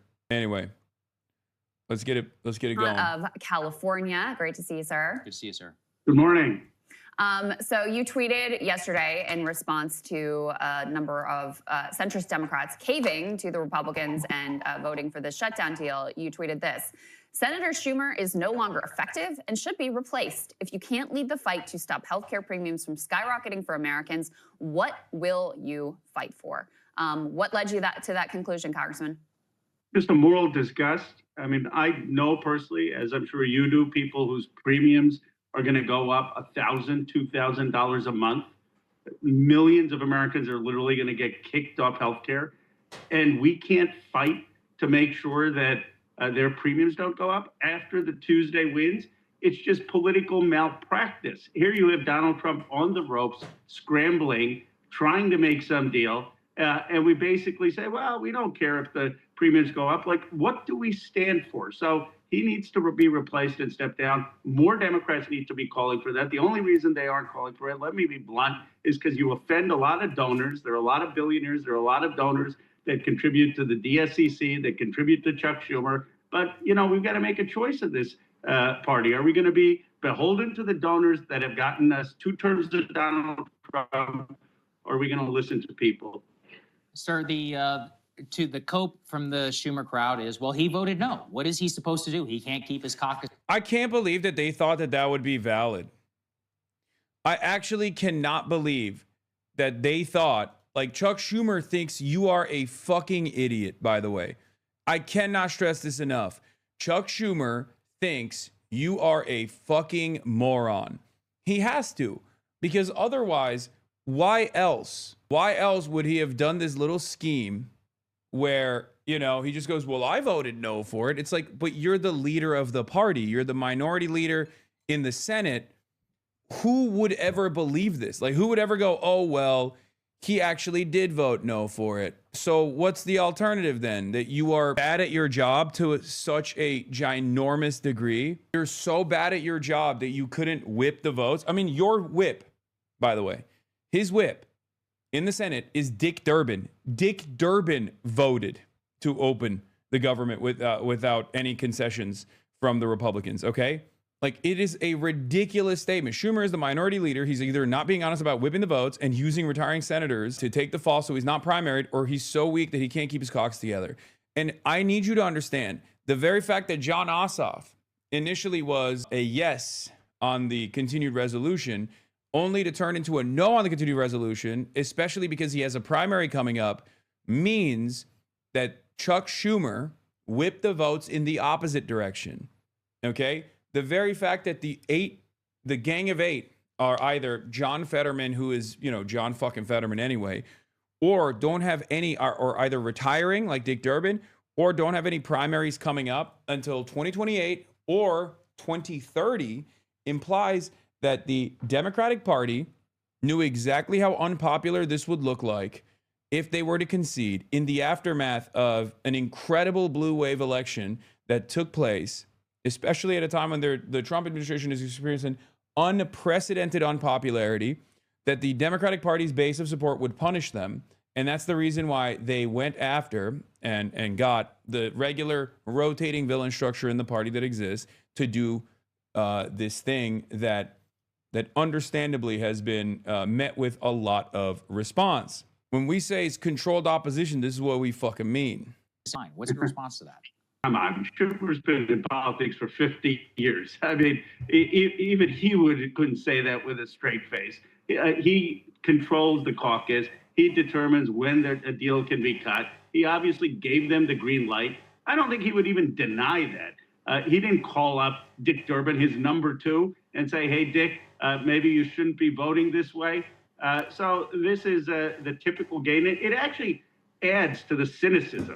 I mean, if he had just voted for it, at least he could have maybe he has a principled argument. But this is the worst of both worlds. It's like, look, I'm going to try to play a political game, but at the end of the day, the premiums are still going to go up. So, Congressman, let me play devil's advocate here. So what the centrists say is basically like, look, the Republicans drew a hard line. They were not bending. Trump isn't even negotiating with us. They say they will not give us anything other than this. And meanwhile, you've got 40+ million people who are going hungry without food stamps. You've got all these federal government workers who are out of work, not getting paychecks. You've got increasing chaos at the airlines. I know you yourself have suffered from some of the air travel nightmares. We're heading into Thanksgiving here. Like, we're trying to be the adults in the room. What do you say to that? Well, look, obviously people are suffering. In my district, they're suffering in terms of the SNAP benefits being cut. There's no doubt that on the airlines, I mean, I was just talking yesterday, I was in the airport 6 hours. There are a lot of lines, cuts, air traffic controllers aren't being paid, congressional staff aren't being paid, federal workers aren't being paid. I get all of that. And what we should be talking about is reopening the House of Representatives so we can vote to extend SNAP benefits, pay troops. I think we had a lot of leverage to continue to put the pressure on to do that. But you had Donald Trump literally saying we lost the election because of this. We need to get some. I cannot believe it. I genuinely, look, I know the Democrats are bad. I talk about that every day, right? And even then, even when I heard whispers of this happening, and I told you guys about it, when I was in DC, I was like, I am hearing some stuff. I'm hearing some stuff that there is a caving that is going to take place, and you guys couldn't believe it, and I couldn't believe it either. I was like, because it made no sense, right? When I was talking about this, I was like, it just makes no fucking sense that they would do this, right? It literally didn't make any sense. And I think partially it was because they wanted to preserve the filibuster. I swear to fucking God. I think it was literally because they were scared that they would take the filibuster away. And honestly, it's either that, because like nothing makes logical sense. What they are doing here does not make logical sense. Do you understand? It doesn't make any logical sense. It defies logic. It defies all logic from like gamesmanship. It defies all logic for why a party would operate this way. It like, it's unbelievable. It is even worse than the expectations that I have of the Democrats, which is lower than dirt. Okay. I assume it was the airliners potentially, but like, once again, why didn't they go to Trump? I still think it must be the filibuster. At least like the only logical sense here, the only logical movement here is that they did not want the filibuster to get nuked. They did not want the filibuster to get fucking nuked. And they were just like, oh, if Trump is serious, like he has the capacity to whip the votes in his party to nuke the filibuster and go with the nuclear option, and then we can't, and then we actually have to do legislation, which will harm our, which will harm our corporate donors' interests. Because like, remember, no filibuster in the Senate means much easier passage of bills. A Democrat president and a majority Senate and a majority Democrat Senate and a majority Democrat House of Representatives could quite literally get together a comprehensive healthcare bill like Medicare for All and pass it. Okay? It's a major hurdle. The filibuster is a major fucking hurdle. It's not in the Constitution. It is just a procedural hurdle that exists that has evolved throughout the years to basically turn into this thing where senators don't even have to stand up and deliver speeches any longer. It's just a mere ever-present threat of a filibuster means that every single massively consequential bill has to pass with supermajorities. And I know that the Republicans don't want the filibuster to go away because they use it against the Democrats. Democrats don't want the filibuster to go away because they don't want to legislate. Do you understand? Here's the Fox News host also echoing this statement, which, take it with a grain of salt, obviously. But there was a very, very, very scary lesson that the Democrats basically reinforced here. And that lesson is Republicans can literally get away with murder because the Republicans said, we are not funding ACA extended credits. Okay? We're not doing it. The insurance companies said, bet if you don't do it, we're going to triple the premiums. Okay? We're going to fucking triple the premiums. And the Democrats were like, that's insane. 24 million Americans are going to lose access to healthcare because they can't pay triple the amount in their premiums. We have to continue the ACA subsidies. And also we need to get we need to get assurances that Trump can't just like veto expenditures by executive mandate, by fiat, right? Like, because right now, the way it works is Donald Trump can functionally destroy whatever kind of congressional legislative agenda you might have. Donald Trump can turn around and say, nope, not happening. Oh, you allocated funds? It doesn't matter. You're cooked. So that's also another problem for even the Republicans in Congress. But they can't say anything about it because it's Donald Trump. So that was another part of this battle. It was supposed to be continuation of ACA subsidies so that 24 million people don't get possibly kicked off of their healthcare coverage. And also additional clearances that like Donald Trump cannot by executive mandate change previously allocated expenditures that Congress actually allotted. Congress actually budgeted out. They didn't get either of those things.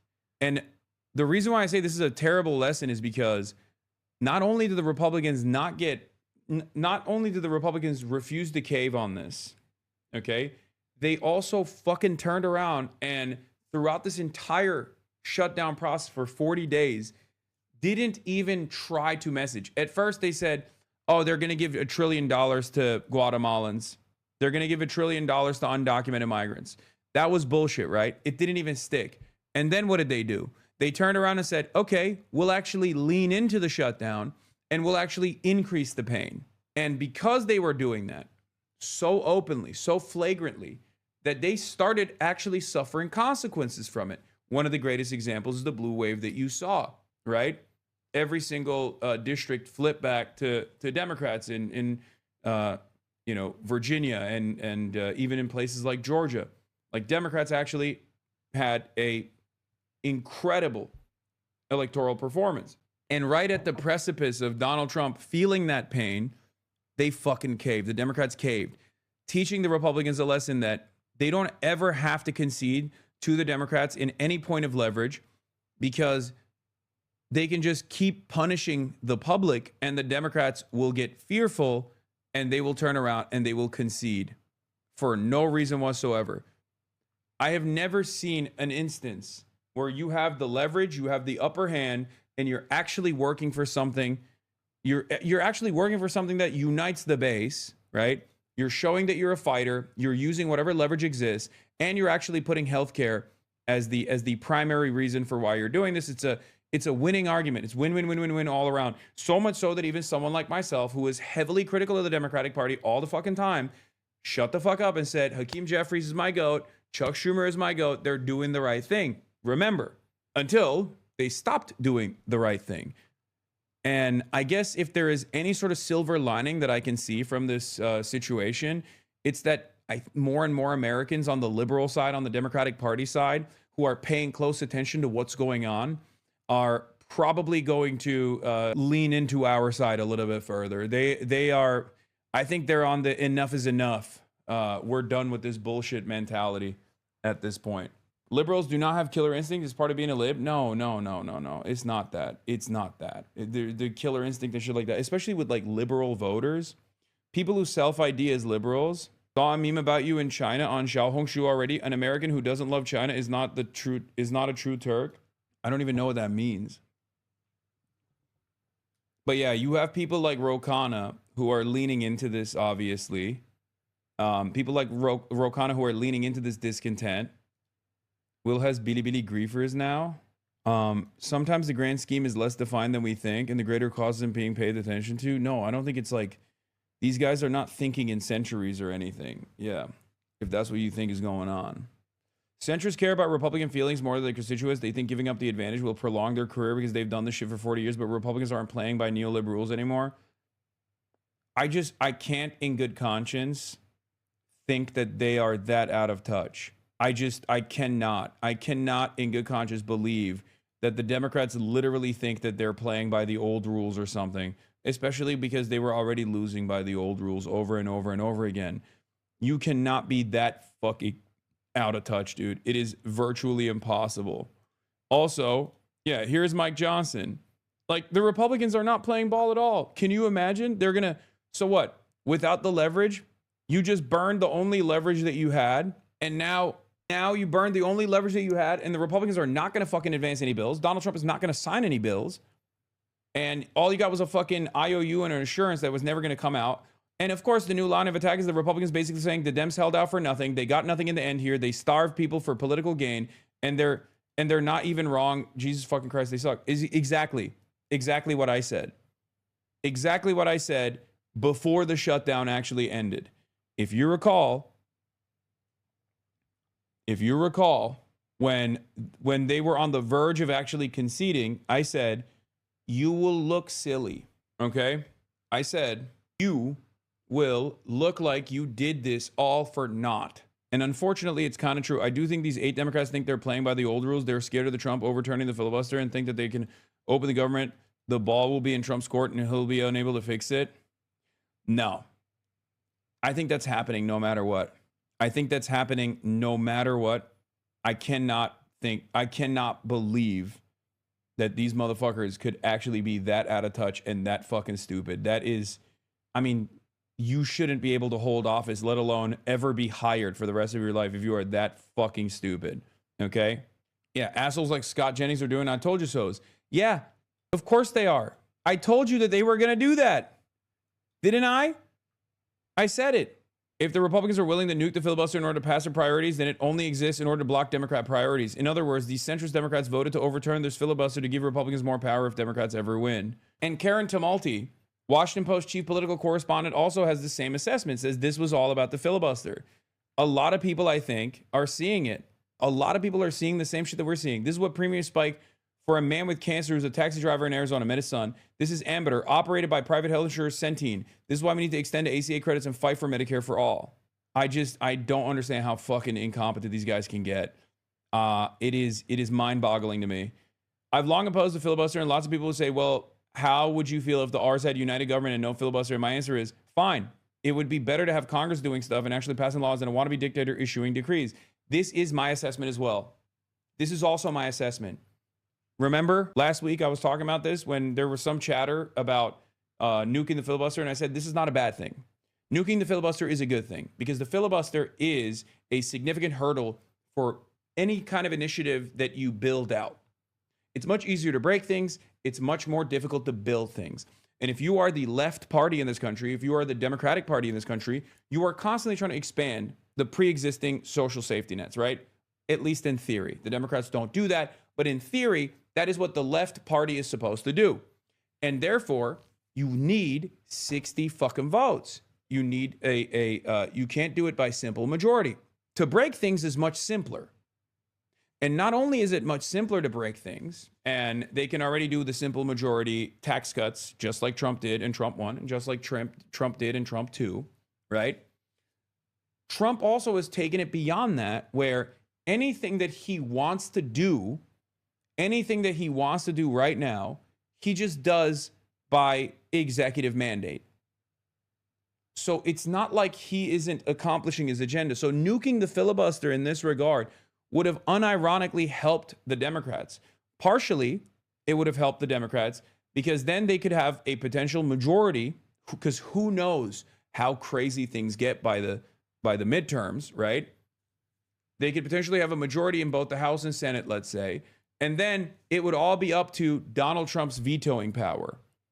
Like, they could just constantly start pumping bills out, okay? And it's such an obvious point that even Ezra fucking Klein is in agreement with us, chat. Think about that. I worry that the Democrats have just taught Trump that they will fold under pressure. That's the kind of lesson he remembers. Obviously, it's the lightest fucking version of how devastating this is in reality. It is the lightest criticism that you can apply, but it's even Ezra Klein is on our side. Like, think about that. The only person who seemingly doesn't get it is fucking Neera-Tanden. Schumer voted no. How about some tweets on the yes votes? What do you mean Schumer voted no? How about some tweets on the fucking yes votes? What are you saying? Again, if that's your counter, if that's your fucking counter, okay, you think every single voter is a moron. You think Americans are fucking stupid, okay? And even stupid people know when they're getting fucked. I'm sorry, I do not believe Americans are that stupid. I don't. It's crazy. Any American that is actually paying attention to what's going on here is going to go, why the fuck did you not keep fighting? What are we doing?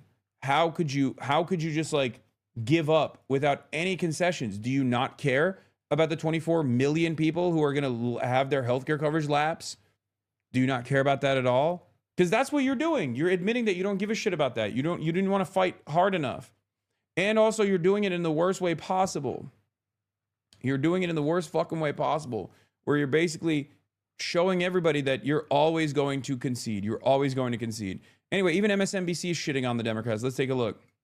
If left or right or more progressive on ACA subsidies, almost 80% of Americans want the subsidies to continue. That's not left or right. That's right and wrong. So almost 60% of Republicans want the ACA subsidies to continue. Chuck Schumer should have negotiated a better deal. He should have been in the public more. He's not a bad guy, any stretch. He's just not the right person at the right time. We're going through a different time. You're dealing with a GOP that's an anti-democratic movement. They don't care what the American people think on an issue like this. So CNN right now doing a hit piece on Abdul, thrashing him for tweeting defund the police. This shit is so tiring. It doesn't matter. That stuff doesn't matter at all. I don't think that matters. Guys, think about it. Donald Trump and the Republican Party wanted to rob 24 million Americans of their healthcare coverage by refusing to fund the additional subsidies for ACA. And in an effort to get away with it, they shut the government down, and then they threatened by force to starve 42 million Americans.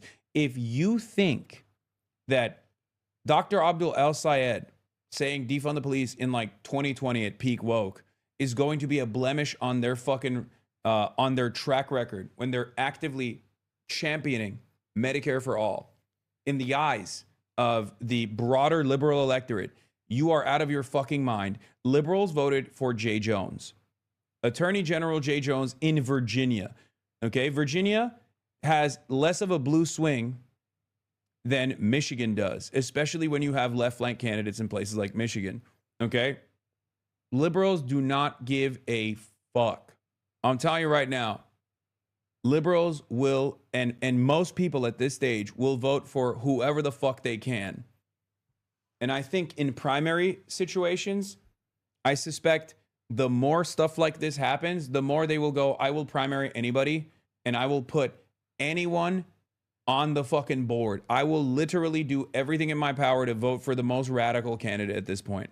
Matters because he's got a center-left competitor that wonks and wine moms like he won't make it out the primary. Wrong. Bernie Sanders is seen by many liberals as the North Star in the party right now. You're wrong. I think when people say, I think when the Bernie wing says that's a fighter, that's gonna go out the bat for you, people listen. Haley Stevens is cooked, right? Stevens, I keep forgetting. There's another person, Mick Morrow, that is like a somewhat more progressive candidate. But Dr. Abdul El-Sayed will, I think, cook. Yeah. Bernie was asked if he has confidence in Schumer. He said he's backing anti-establishment candidates. Do you still have confidence in Schumer as the leader of the Senate?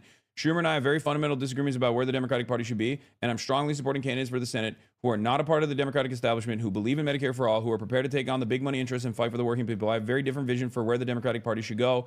If Schumer steps down, who is going to take his place? The truth is, progressives in the Senate are right now, I think there are about 8 or 9 of us. We are pretty much of a minority. Things are changing. As I said, the Democratic Party is very weak, and Democratic Party's weakness creates a political opportunity for it to become a strong party in general. Okay?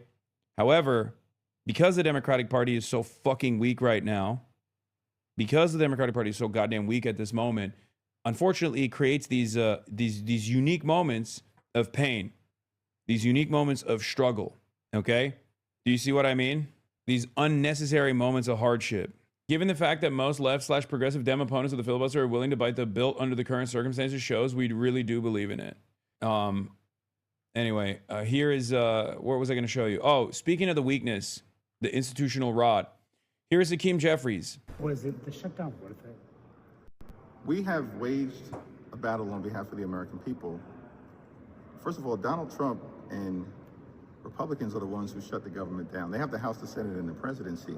And the American people know it. And that's been the case for 7 consecutive weeks. But, you know, at the end of the day, you didn't get what you want. So was it worth waging this fight? At the end of the day, the fight lives on. Any outdoor content later? Yes. In an hour and 30 minutes, I will be going to an antique store, like an antique bazaar style situation in Beijing. It's very exciting. Anyway, you guys recognize the statue room. I was there. I was just there. Yeah, this is a punishing media environment for any fucking Democrat. Okay? I don't know what he could even say in this situation. I don't know what he's supposed to say because they fucking lost. And as much as I despise Hakeem Jeffries, they didn't lose because of him. Okay? I don't trust Hakeem Jeffries. I despise Hakeem Jeffries. He was not even fucking responsible for this loss. It was Chuck goddamn Schumer. Okay? Now, would Hakeem Jeffries operate in a similar way if push came to shove? Abso-fucking-lutely. I think Hakeem Jeffries and Chuck Schumer have the exact same issues. Okay? They are the old guard. Hakeem Jeffries is a younger face, but still the fucking old guard of the party. They represent the old guard's interests. They represent establishment Democrat policies. And establishment Democrat parties policies are that they are going to always concede to the Republicans. They're not going to fight. They're not going to fight hard. Hakeem Jeffries personally also doesn't have the prowess or the persuasive capabilities, right? Not a bad guy. No, I'm not saying Hakeem Jeffries is not I think Hakeem Jeffries sucks. I hate Hakeem Jeffries. I think Hakeem Jeffries is exactly the same kind of loser that Chuck Schumer is. Okay? I'm simply stating that fair is fair. In this circumstance, this is virtually entirely in the hands of Chuck Schumer. And I also don't think that Hakeem Jeffries even has the capacity to defend, the capacity to uphold a fighting spirit. Yeah, he also is defending Chuck Schumer. Here it is. Asked if he thinks Schumer is effective and should keep his job, Hakeem Jeffries replied, yes. Yes and yes. I'm so tired of this, man. I just fucking hate it. And in the absence of no alternatives, it's like, what are you supposed to do, man? What are you supposed to fucking do? Like, what can we do? We have nothing. We don't have any solidarity. We have very little labor union power in terms of like expressing labor union militancy, for example. Like, we don't have that. Like, unfortunately, Democrats are the only fucking game in town in the interim. They are the only game in town in the short term.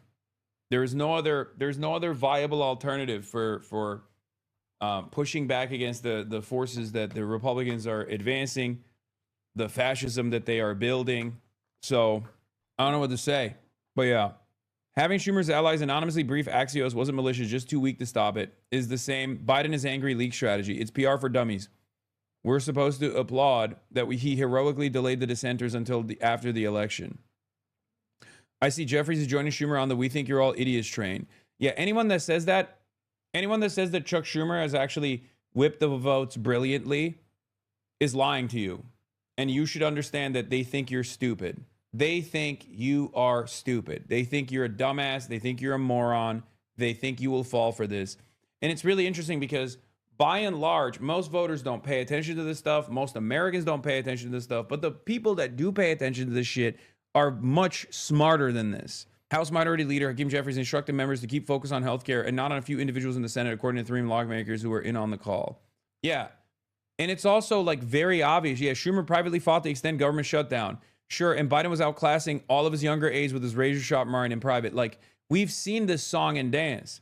These kinds of like fake leaks to the media is not effective. It's not going to work. Dick Durbin thanked Thune for the offer.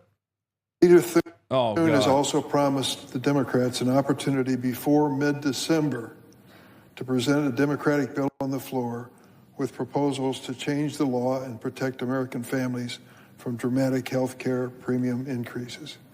It is my fervent hope that this ends up being a bipartisan effort. It would be such an achievement of the Senate to finally return to that status. I've served in this. Yeah, I love that it's like their argument is, nah, we're just bad. Like, incompetence, not malice. Masterful defense, sir, is right. Noah's correct. Their defense against, like, how could you have fucking done the spectacularly bad thing is to just turn around and be like, oh, you don't understand. We're just bad at our fucking job, man. We are just dog shit at our job. That's the problem, sir. I'll have you know, I'm not evil. I'm just horrible at my fucking job. Great. Love to hear that. Love to hear that from this insanely incompetent party. At a time when there is like exceptional pain, at a time when there's exceptional pain being unleashed by the right-wing forces in this country, and people are desperate for a crumb of defense, a crumb of community defense, a crumb of pushback, especially when they actually fucking had it. It blows my mind. They had it. It was working. I'm sorry. This is everything that I fucking complain about in real time, happening, unfolding in ways that even liberals can see. It blows my mind. Like, it genuinely feels like, look, Democrats are the controlled opposition party is something that we say all the fucking time because of this, because exactly this kind of behavior, right? It's like, it literally feels like they just straight up got together and said, things are getting too good for us. People are going to get the wrong idea that we have to like actually fight back against Trump. And we don't want to fucking do that. For the first 9 months, they have experienced unprecedented, historic levels of disapproval. But the Trump administration is so bad that people finally are like, okay, well, at least like the not Trump vote seems a lot better for us now than ever before. Holy shit, even though you're not doing anything. And these guys were like, no, you misunderstood. We are still fucking awful. Make no mistake. We will fuck you. Make no mistake. We want to make sure that you understand Republicans are actually the only game in town, I promise. Said for 29 years, and I've never seen that kind of offer from a Senate majority. Do you think this will ultimately hurt the Republican Party worse down the line for refusing to negotiate? Everything that the Republican Party does hurts the Republicans because the Republican agenda hurts the voters on both sides. Okay? The point here is not just to make the Republicans erode American democracy, with Gestapo operations happening in blue cities and refusing to fund SNAP, things of that nature. The point is to actually put up a strong response against that so your voters have confidence that you actually have their fucking back. And they did that. They did that to a certain degree. They did that in the shutdown operation. They pushed back and the voters rewarded them. And then they turned around and were like, whoa. I don't want you to get too confident here, okay? We're still fucking up the bag. We will let Trump molest the money. We will let Trump molest you in general. We don't care. During the historic roll call last night, I walked across the aisle and met with Senator John Thune, the Republican leader. I told him that I was counting on him to keep his word on this agreement. He assured me he would. Oh, hell yeah. The fate of this effort depends on both the Senate and the House of Representatives. After a 7-week absence, the Speaker Johnson needs to call his members back and join us in the hard work that lies ahead. Many of my friends are unhappy. They think we should have kept our government closed indefinitely to protest the policies of the Trump administration. That's not like, remember, Dick Durbin is the second in command in the Senate Democratic Party.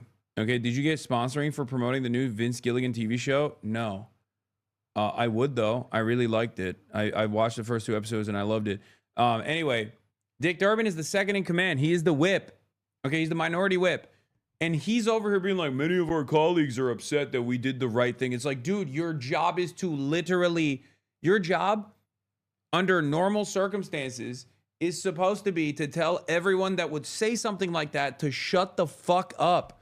That is your job, brother.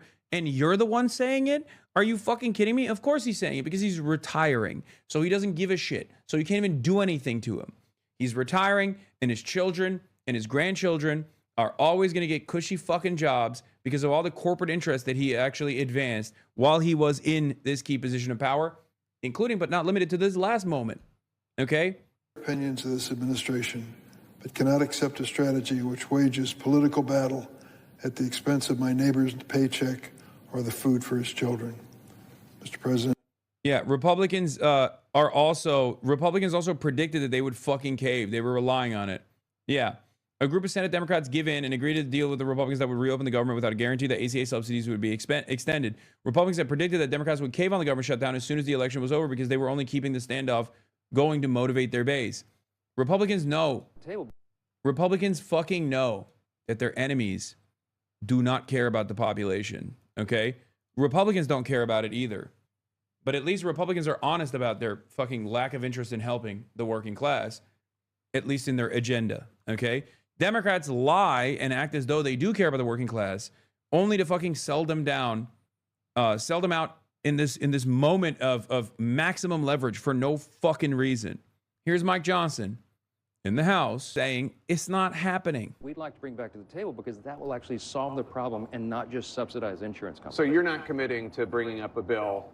I also hate when Republicans use my arguments about the ACA. Like when they also say that about the unimaginable cost of like higher education in this country, where they'll be like, oh, it's because like loans are subsidizing these fucking institutions. It's like, yeah, that's my job. That's my argument. You can't use that. The fuck? Because he's not wrong. When the Republicans say, why are we doing these Band-Aid solutions? We're just giving subsidies to private insurance companies. They're not wrong. Except the alternative to that is Medicare for all. The alternative to that is socialized medicine, cutting out the insurance companies in its entirety. Unless it's something like super, it's just like a super rare thing that you want to get, like an elective or something. It blows my mind that these guys also had the audacity to make the correct argument against the ACA subsidies while simultaneously just continuing to advance deregulation in that front. That deals with the Obamacare subsidies before they expire. I'm not committing to it or not committing to it. What I'm saying is that we do a deliberative process. That's the way this always works, and we have to have time to do that, and we will in a bipartisan fashion. If something passes the Senate, we'd like... Yeah, and also here. Senate votes 53-47 to shoot down the Baldwin Amendment to extend ACA funds for 1 year, a party line vote with every Republican rejecting it.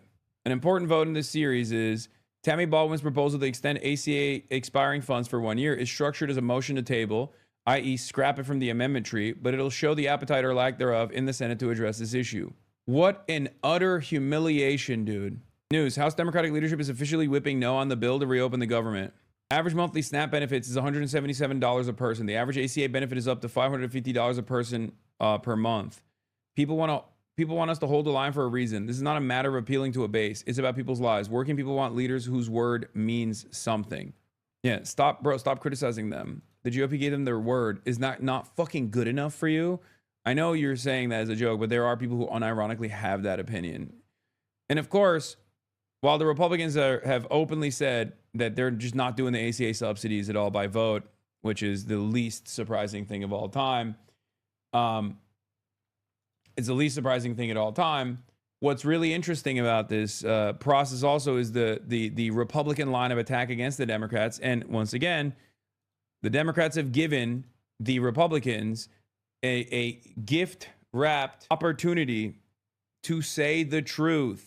Here it is. How are Republicans going to use leverage in their fight with Democrats when the Democrats are actually the ones with the upper hand in the eyes of voters? Oh, I'm sure Democrats will be more than happy to open the government now. The election's over. I mean, part of the reason they shut it down was to get through tonight. I mean, I would suspect they'll be glad to open it up by the end of the week. Adam Schiff, he was like, hold the line. AOC, there's lots of rumors of people wanting to open it. Look, I don't see what is the incentive for Democrats to back down when voters are basically saying Trump's not doing enough, it's the Republicans' fault, and then they... Do you think Xi is aware of you? No, of course not. That's crazy. They basically handed the keys in this past election to the Democrats. Where's the leverage? Again, these are blue states electing Democrats, not a shock. Democrats clearly wanted this shutdown to get through Election Day. I do think they are facing pressure from their internal coalitions. The unions, the air traffic controllers, the government employee unions are desperate to get the government back open. They're feeling a little bit of internal heat. But again, the election's now over. I'm sure tomorrow morning phones will start ringing and it'll be open soon enough. This was a political shutdown, and that's what they did. And now, incredible. Yeah. Why is he always on there? Because he's a high-paid CNN special correspondent. And I think we could have gotten an extension. Could we have gotten it permanent on the tax credits? Maybe not. But a year? I mean, there were Republican House members like Lawler who were willing to give a year. And the fact is that we got nothing. I mean, that's what is so frustrating about the situation. And then, I mean, how do you think Leader Jeffries is going to handle this in the House of Representatives, Congressman?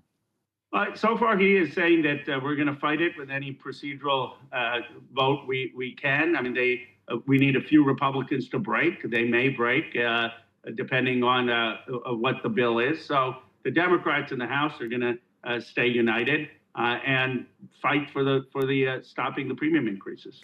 You know, back to on the point with Schumer, one of your colleagues, Mark Pocan, also tweeted this out. He said, "Don't endorse or say who you voted for in NYC, despite there being a Dem candidate.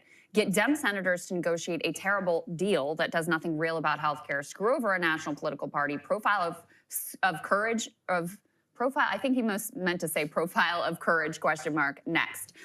So clearly your sentiment is shared by at least some of your colleagues. You know, and I think the point he makes there too about Chuck Schumer refusing to even say who he voted for in New York City, I think it's an important one as well. Because if you're gonna be a leader of the Democratic Party, and the Democratic base is saying, hey, this is Zohran Mamdani, this is our guy. Like, we like this guy. We like the direction he's going. We're going to vote for him in the primary. We're going to show up in record-breaking numbers to vote for him in the general election, make sure that he wins. And you can't even say that you voted for the Democratic candidate? I mean, how out of step are you with your own voters in the party, let alone, your own caucus, let alone, colleagues such as you? But he's also, and most importantly, wildly out of step with where his own voters are within the Democratic Party. So you're absolutely right. I mean, look, this was the straw that broke the camel's back.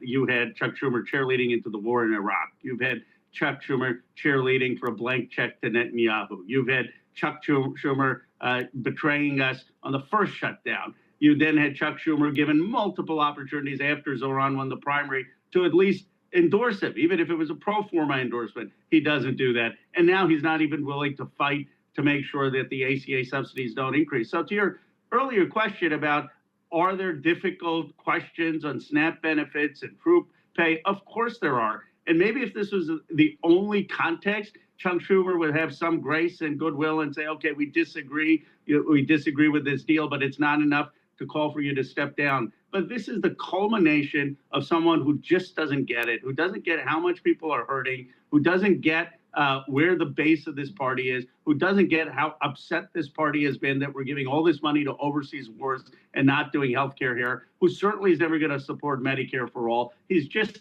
not the future of the party. Yeah. Thank you so much for joining us, Congressman. We appreciate it. Thank you. Appreciate it. Hey, if you like that video, hit the like button or leave a comment below. It really helps get the show to more people. So knives are out, it looks like, for Chuck Schumer.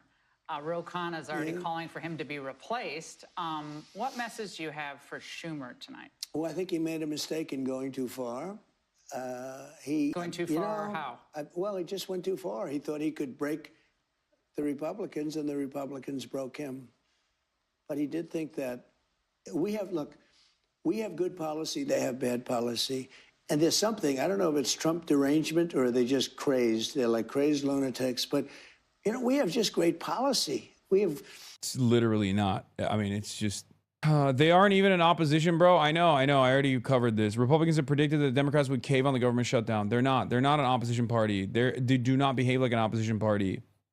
Okay? They do not. It's fucking nutty. There's a bunch of crazy Trump votes in there as well. Yeah, Energy Momentum says, so he just sucks on the Axios report that is trying to defend Chuck Schumer for some fucking weird reason by being like, oh, you don't understand. We just you don't get it. We just suck. We're not evil. We're just incompetent. Adam Johnson, the "we are not evil, just weak" is the prevailing self-narration of dem elites. It's the go-to. And while it's tempting for a jaded whisper leftist to indulge this narrative, it's usually not true. They usually knowingly do the bad thing and just leak stories of being bumbling. Yeah, exactly. I agree with that. Hello? Hello? Good people. Hey, Sean Hannity here. Hey, click here to subscribe to Fox News. Meeting with the Syrian president earlier today, Marjorie Taylor Greene, who is a big ally of yours, said that she would rather see you focused on nonstop domestic policy meetings here at the White House instead of nonstop foreign policy meetings. What's your response to her saying that, and also saying that grocery prices are up and not down, as you've said? Yeah, so I don't know what happened to Marjorie. She's a nice woman, but I don't know what happened. She's lost her way, I think. But I have to view the presidency as a worldwide situation, not locally. I mean, we could have a world that's on fire where wars come to our shores very easily if you had a bad president. We had a horrible president, and we ended up with Russia, Ukraine, and we ended up with other disasters, too. Don't forget, I put out 8 wars, 9 to come.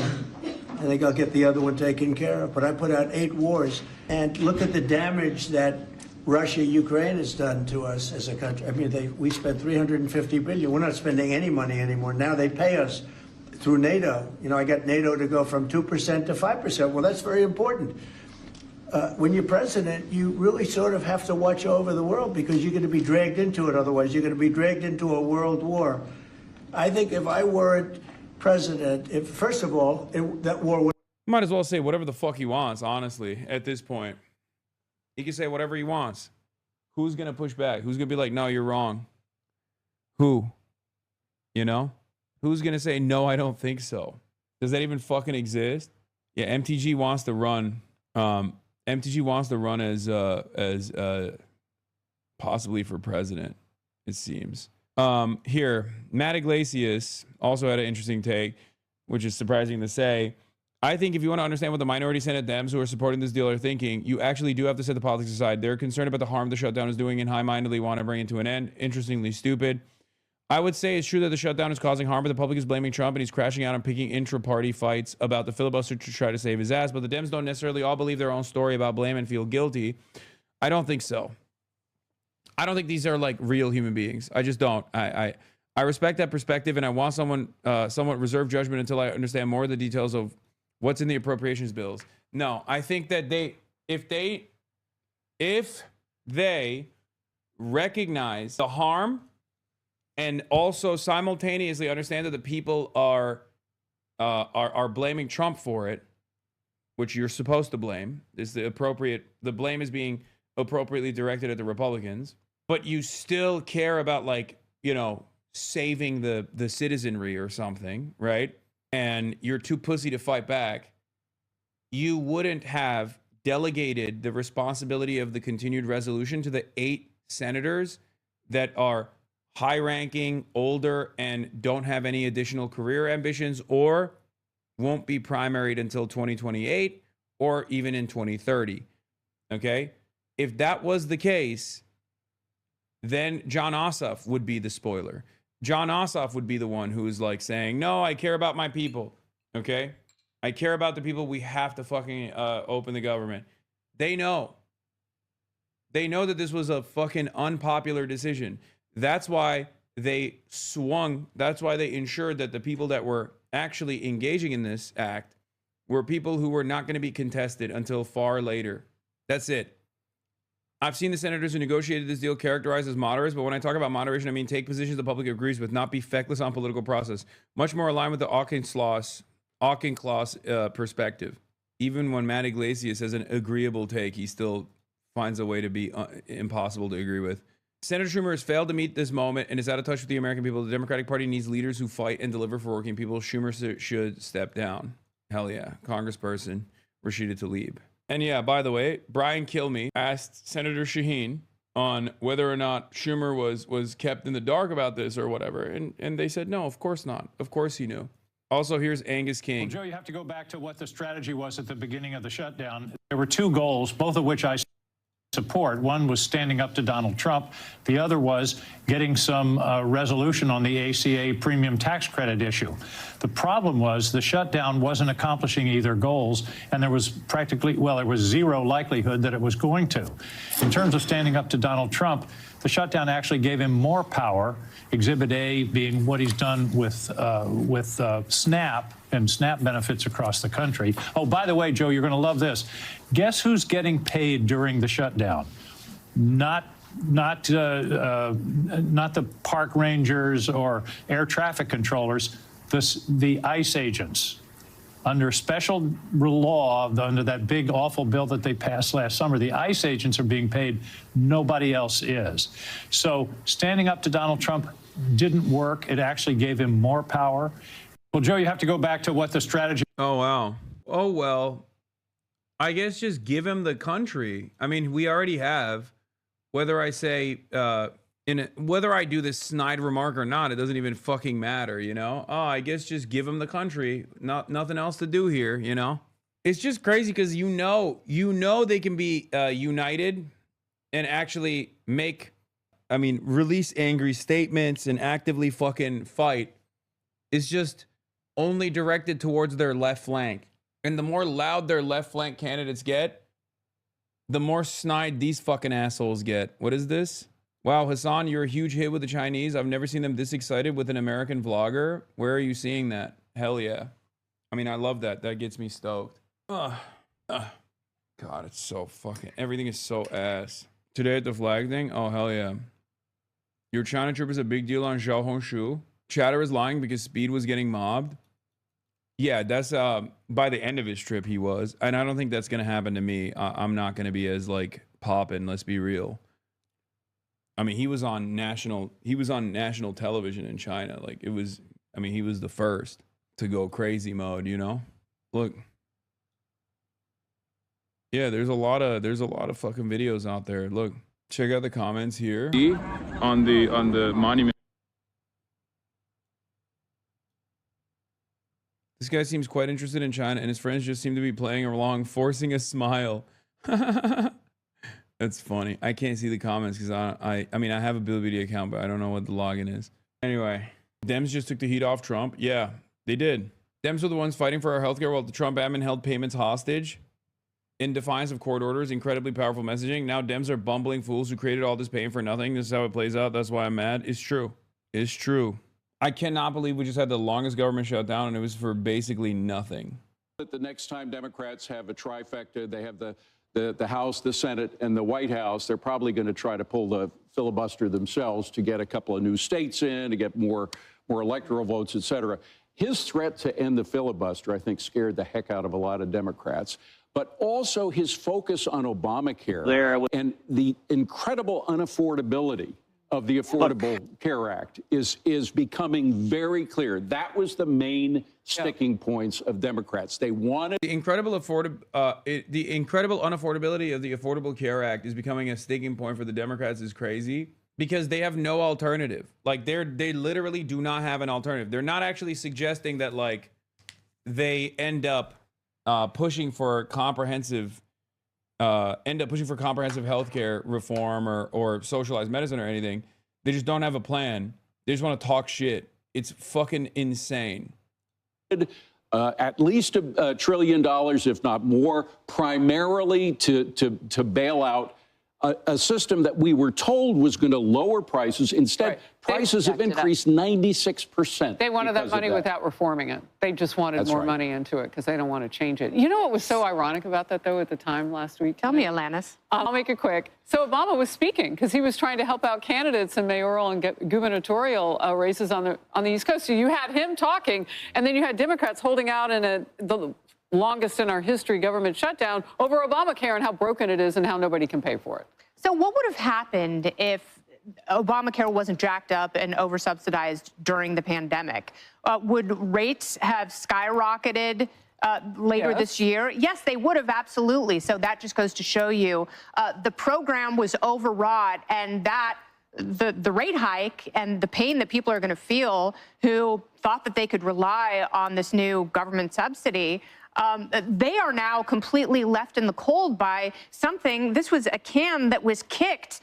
You know, Obama didn't care because he knew he wasn't going to be in office any longer. So when the pain really hit, it's like having an adjustable rate mortgage. And then all of a sudden it goes fixed rate when rates are high. Ooh, I like and that. you can no longer afford it. And that's the pain that people are feeling right now. But what the Democrats are proposing is just more government. So every time we have more government in one of these horrific hybrid programs, somehow it gets more and more costly. And the only fix when you have too much government for them is more government. Hakeem Jeffries is running around saying, you know, we have an affordability crisis. People can't afford everything. Well, maybe their taxes are too damn high because they're paying for broken programs. Like the rent in New York, remember him? Exactly right. All right.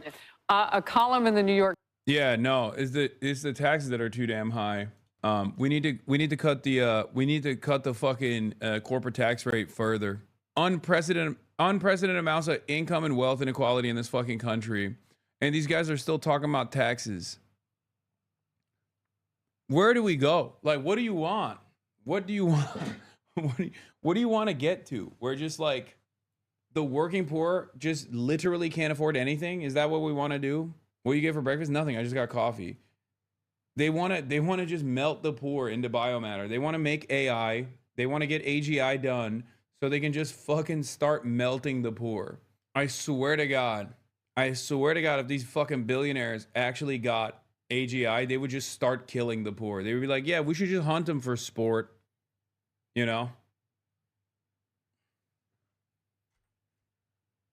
Like, we need to have trillionaires. It's not enough that we have billionaires. We need to have trillionaires, guys. What do you mean? One day you can be a trillionaire, right? Meanwhile, they're just like absolutely cooked. It's a modest proposal. Yeah. Times is arguing that before the Senate Dems decided to cave last night, quote, Dems were on a roll, so why stop now?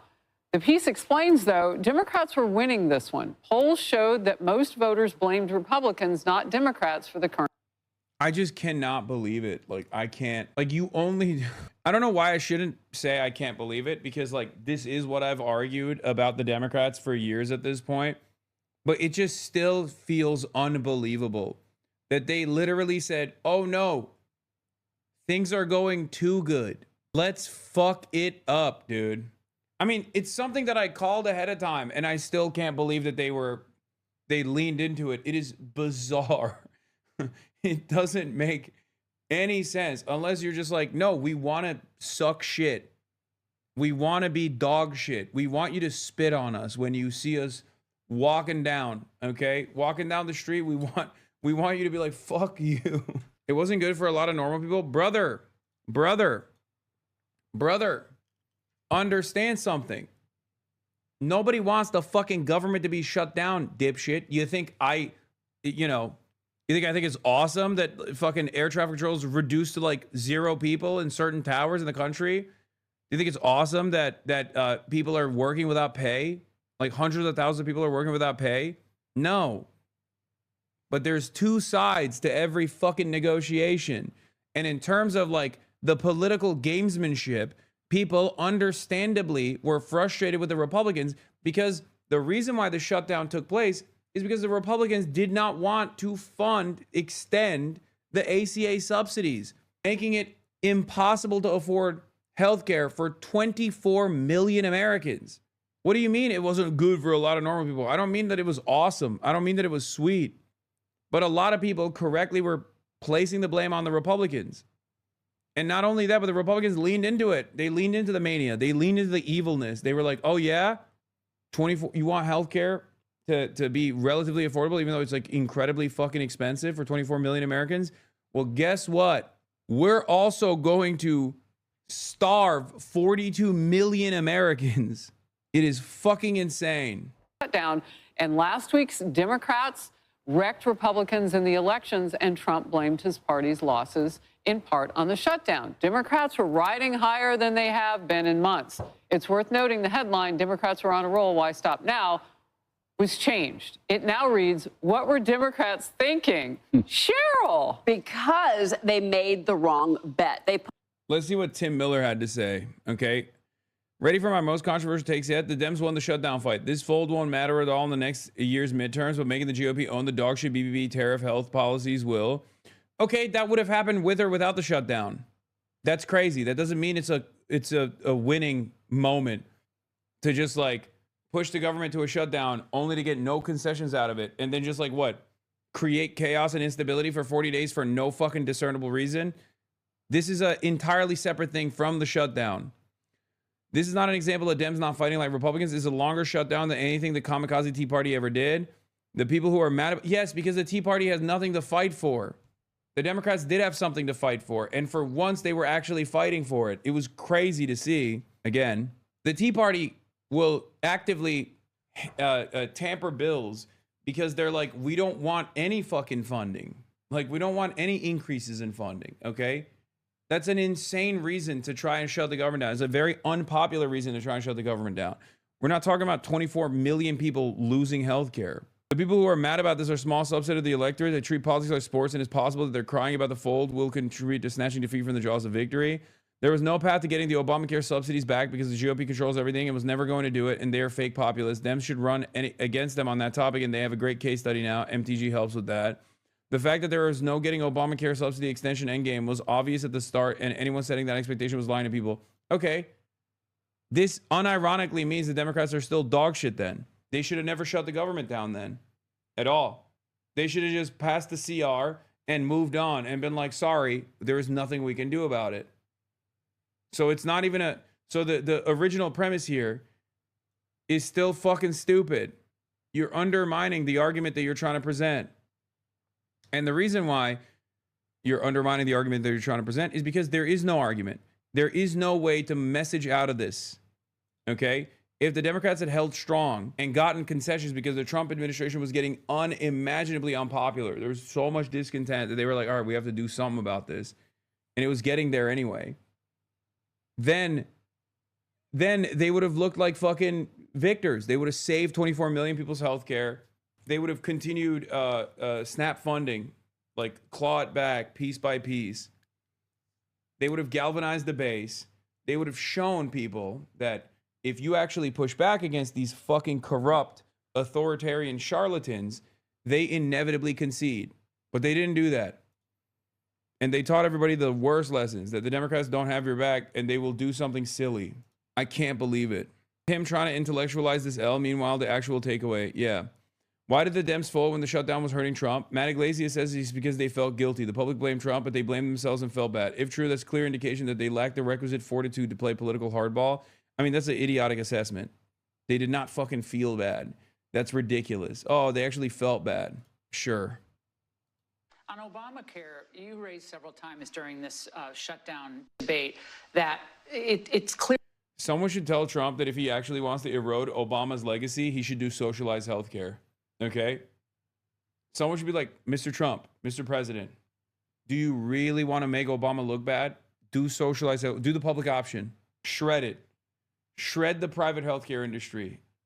Cut it across piece by piece. Rebuild a solid socialized medicine infrastructure in this country. Socialized healthcare infrastructure in this country. It's true. Call it Trump care, baby. I will fucking gladly, I will ride for that. Okay? This was never going to work without these massive subsidies. Now they wanted to continue the... Yeah, private healthcare is woke and gay. Private healthcare is the wokest and gayest thing I can think of, dude. We want anti-woke socialized medicine. That's what we want. We want anti-woke Medicare for all. MAGA care, Trump care, whatever. Oh my God. You go to the doctor and the doctor's like, you go to the doctor and if you ask the doctor to call you by your pronouns, you actually get billed, but it's free if you don't. No pronouns. None. No he, him, no she, her, nothing. Like you have to, it's a totally new way to communicate. Fuck it. It's impossible to communicate with one another, but at least you get free healthcare. Med beds. COVID subsidies.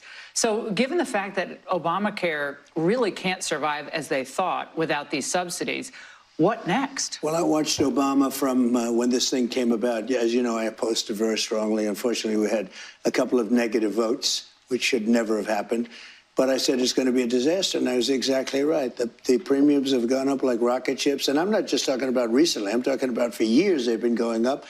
And he said premiums will go down. Everything will be wonderful. It's horrible health insurance at a very high price. Guys, who would have thought they're not going to do that? because then they'll be providing for black and brown Americans. Trust me, they'll have universal health and education once we all die off, and that's not happening. I mean, it's not the main reason. That's the marketing. The main reason is because it's capitalism, right? Healthcare, private healthcare is a ginormous industry that doesn't need to exist, that actually feeds a lot of mouths, right? A lot of fucking corporate executives, lobbyists, people making hundreds of thousands of dollars, if not millions of dollars a year, by basically denying people the adequate healthcare coverage that they actually paid into. And year over year, the cost goes up. That means people are making more money. The way to sell it to the broader population is by saying, well, you know, black people and brown people take advantage of this too. And they do that. They do that every day. That's why they lie and say, oh, immigrants are taking advantage of our free healthcare, like we have any free healthcare in this fucking country, right? And that's what it is. It's an effective message only in part because there's no one that's actually a lone voice or a unified front. No one that's actually putting up a unified front, rather, sorry, not a lone voice, advancing this like free healthcare alternative. Yeah, Trump says he's about to unveil a fantastic new healthcare plan for everyone with lower cost, better coverage, etc. He first said this just before he was inaugurated in 2017, almost 9 years ago. Yeah, any day now. It's called MedBeds. Are you doing a fan meetup in Beijing? No. But if you see me, you see me. You know what I mean? What I want, and probably what you're alluding to, is the fact that I want, instead of going to the insurance companies, I want the money to go into an account for people where the people buy their own health insurance. It's so good. The insurance will be better. It'll cost. Please stop using VPN. You might get sentenced to labor camp. That's really funny, man. I think the real threat here is not whatever fucking made up shit that you decided that the Chinese government is going to do, but actually coming back to the United States of America. The vids are doing numbers on Bilibili the last hour, though the official channel is kind of a flop so far. That's crazy. The official channel is doing worse than the Hasanabi Clips Industrial Complex on Bilibili, but I'll take it. I don't care. Less. Everybody's going to be happy. They're going to feel like entrepreneurs. They're actually able to go out and negotiate their own health insurance, and they can use it only for that reason. That's the beauty, only for that purpose. And if we did that, that would be so exciting. Call it Trump care, call it whatever you want to call it, but anything but Obamacare. Obamacare is a disaster, just like he was as a president. Call it Trump care, baby. I don't care. Do it. Fucking do it. You won't, pussy.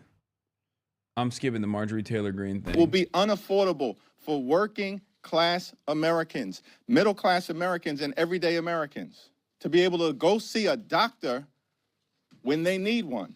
And we'll continue to wage this fight, no matter what comes over to us from the United States Senate to the House of Representatives at some point this week. That was House Democratic leader Hakeem Jeffries. The Speaker of the House told House members this morning that they need to start heading back to D.C. now, given that they may, of course, run into trouble as they fly back to vote this week because the shutdown's impact on our air travel continues to worsen, as anyone who attempted to fly this weekend could tell you, following last week's FAA order to reduce domestic flights at 40 airports. As of this morning, commercial airlines have canceled more than 5,000 flights that were scheduled from yesterday through this Wednesday. Around 10% of scheduled flights were canceled yesterday, making it the fourth worst day for cancellations this year. Today, reports of staffing issues at air traffic control facilities have gone up to at least 36, causing widespread delays. Even if the shutdown is resolved this week, we should note, experts say to expect residual impacts on travel, with Thanksgiving, of course, right around the corner. But let's start right now, our show on Capitol Hill with the Speaker of the House, Mike Johnson. Speaker Johnson, thanks for being here. We appreciate it. So every Republican in the House, every single one, which doesn't happen very often, voted for the clean government funding bill on September 19th. Will they all vote for this compromise, do you think? I believe they will. The long national nightmare is almost coming to an end now, the beginning of the end, as I said this morning in my press conference. It was long overdue, and the irony is, Jake, it really was a shutdown about nothing. I mean, what we're voting on is effectively exactly what we offered them several weeks back. We've added some appropriations bills now, which we're in favor of because it's getting us back to the regular order.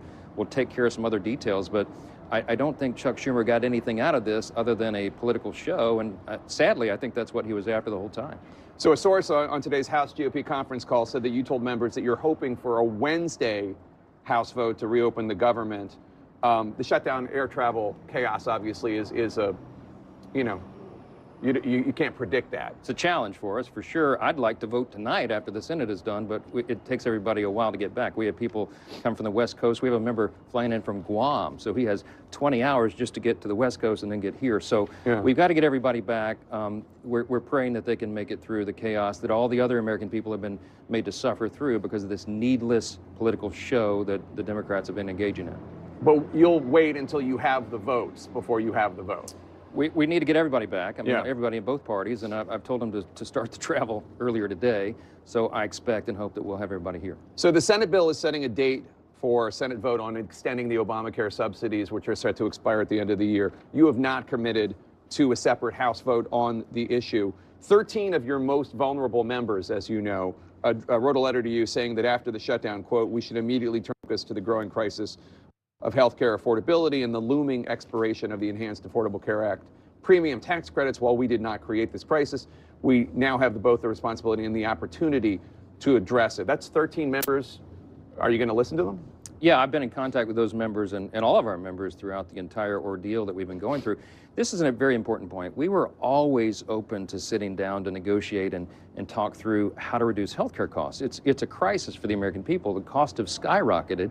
It's the Democrats who put us into this scenario. Remember, they're the ones that created the ACA. We call it the Unaffordable Care Act, which that's exactly what's been yielded. Since 2010, since they put it into law, premiums have skyrocketed. Some estimates 60% overall, and they're continuing to go up. Well, premiums were skyrocketing before Obamacare, too. Not at this pace, and the problem is now it's becoming completely unaffordable for more and more people. The Democrat solution is to subsidize the broken system. We would like to go in and look at the root causes of why those costs are so high, and we've been doing that. It's not just talking points. We have had laws signed into law, this Congress, that have begun to chip away at that. There's a lot more yet to do, but we've got to build consensus between the parties. It should be bipartisan. We're looking forward to that. That's a long-term issue, though, what you're talking about. You're not going to be able to solve this issue of skyrocketing premiums, not just in Obamacare, for everything. Well, premiums are going up in Obamacare, yes. They're also going up for people not in Obamacare, for like me and you. Well, there's short-term solutions and longer-term solutions. Right, You're so, right. It's very complicated. But on the short-term issue of the people who with the subsidies, and that's going to expire at the end of the year, will you have a vote on the issue as your 13 Republicans, frontline Republicans, people that you're the speaker because of them? Yes. They're in districts that are vulnerable. Sure. Will you have a vote so they can vote? The very people that you were citing in the letter believe we have to have real reforms. So what I'm committed to, and I have all along, this has never changed, is a deliberative process that we do in the House. We have a very small margin. Majorities, whomever has the majority now in this era is going to have a small margin, and so it requires the involvement of a lot of members. See, the problem that I had with Chuck Schumer and Hakeem Jeffries is Leader Schumer was insisting that I go into a back room, Leader Thune and I go into a back room with he and Jeffries and do a four corners agreement to fix this. It's not possible. It was never appropriate to do that on a short-term funding measure. We needed the month of October. Why not? Oh, that's right. It's because it's not advancing the interests of the super wealthy. That's why. Because you love, will you go eat Peking duck? Yes. Because these guys love backroom dealing when it comes down to, you know, deregulatory agenda items. They love backroom dealings when it's about melting the poor, you know, initiatives that revolve around melting the fucking poor. They just simply can never get their ducks in order, their ducks in a row, when it's actually about advancing an agenda that will, in the interim, help alleviate some of the burdens off of the shoulder of the working class. That is the fucking name of the game. Here, I'll give you another example of this, okay? One of the modest initiatives that the Biden administration advanced was cutting out the unnecessarily costly middleman in terms of when it came down to like people doing their taxes, right? And lo and behold, the IRS Direct File Initiative, the electronic system for filing tax returns for free, will not be offered next year, the Trump administration has confirmed. And I said, even the most marginal alleviation of burden from the working class will be clawed back by force if a corporation can profit from it. They got no issues breaking shit. None whatsoever. Can you walk around China with your belly hanging out So we can see, I mean, so you look like a Chinese unk. Oh, that's funny. Can you go play with the unks? Yeah. That is real, but it's just too cold for that right now. Chatter. Over December to work through this. And ironically, because of his shenanigans, they've now taken all that time off the clock. So we have a lot more important work to do in a shorter time period. Congressman Don Bacon, who's retiring of Nebraska, he's been working with Congressman Tom Suozzi, a moderate Democrat from New York, about this exact issue, about reforms on these subsidies, means testing, having the payments directly go to the insurance companies instead of to the businesses than the insurance companies. Is that something you're willing to let come up for a vote? That's one of many ideas that are on the table. The problem is when you're subsidizing insurance companies, they just jack the rates up even higher. I mean, we've been seeing this over and over and over. So the solution is, to get at the root causes. I'll give you an example. In the big, beautiful bill, the Working Families. Oh, that's right. We just, you know, the insurance companies just keep jacking up the fucking prices. Okay. Do you have any solutions to that? No, I don't. And it's a good thing that they're able to do that.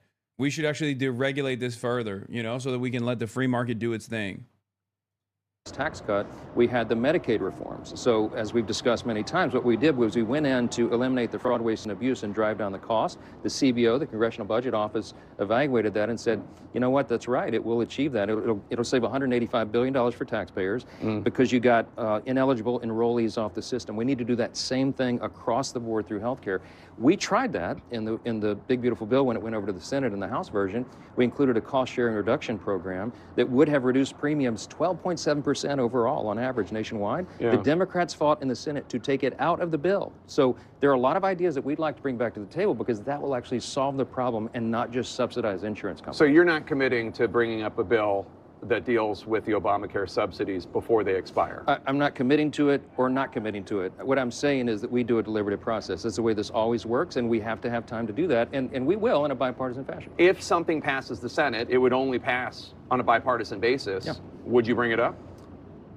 Well, the bill that's going to pass To, the no, Senate? to extend the subsidies, that later vote. I can't commit to anything that hasn't even passed through the Senate yet. I mean, I've never done that. I'm very consistent. I've been Speaker for over 2 years, and one of the reasons I've held the gavel is because I don't go out and predetermine outcomes. It's a member-driven institution, as it should be, and I'm really insistent about that. We got to get back to regular order, and that's what we're doing here. President Trump today on Truth Social said that air traffic controllers should get back to work.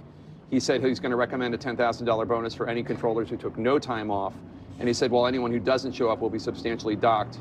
He then went on to say, quote, for those that did nothing but complain and took time off, even though everyone knew they would be paid in full shortly into the future, I am not happy with you, all caps. Now, as the Transportation Secretary, Sean Duffy, has said to me on my show and to plenty of other people, these air traffic controllers, some of them called into work and said they couldn't come in because they had to take a job as an Uber Eats driver or a Lyft driver just to put gas in their car so they could get to work the next day. Yeah. Do you think the president realizes this? I think he does. I spent some time yesterday talking to my good friend, Sean Duffy, who's a former colleague, now the Secretary of Transportation, and I was with the president last night.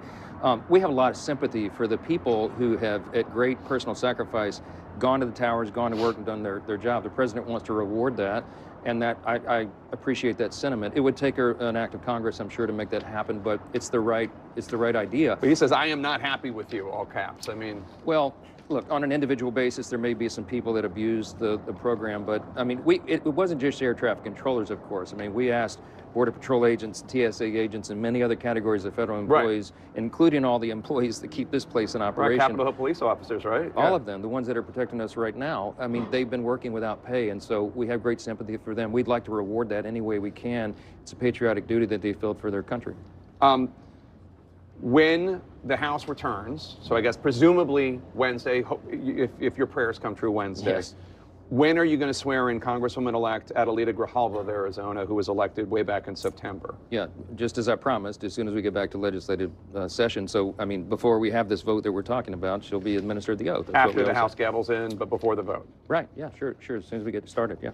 And then she has said that she is going to be the 218th vote to force the discharge petition to release the Epstein files, et cetera, et cetera. She has the right. I mean, that's immaterial to us. It's now a moot point, by the way. The Oversight Committee has been delving in deeply to the Epstein investigation, and they've released 43,000 pages of the Epstein files, more to come. Subpoenas are being complied with. By the way, the latest batch was the Epstein estate files that is not even considered in the discharge petition, was never mentioned. But that was a treasure trove of information, and they released his personal logs, his flight logs, his financial records, and even his daily calendar. So there's plenty of oversight.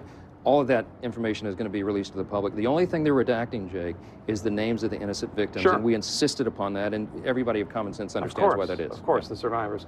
Speaker Mike Johnson, thank you so much. Really appreciate your time. I hope the government opens. Yes, me too. CNN's Caitlin Collins is at the White House right now. Caitlin, President Trump was playing hardball with Democrats and with the public in many ways when it came to fighting to prevent SNAP benefits from being paid and on and on. How is President Trump feeling about this deal? Well, also with Republicans, Jake, I mean, he was posting nonstop over the weekend about getting rid of the filibuster, regardless of what happens here. And so when we went to the Oval Office earlier today, I asked the president whether or not this deal that is making its way on Capitol Hill right now through the Senate, as Manu just noted there, whether or not it has his backing. And this is what he told us. Mr. President, do you personally approve of the deal that's happening right now on Capitol Hill to end the government? Well, it depends what deal we're talking about. But if it's a deal I heard about, that's certainly, they want to change the deal a little bit. But I would say so. I think based on everything I'm hearing, they haven't changed anything. And we have support from enough Democrats.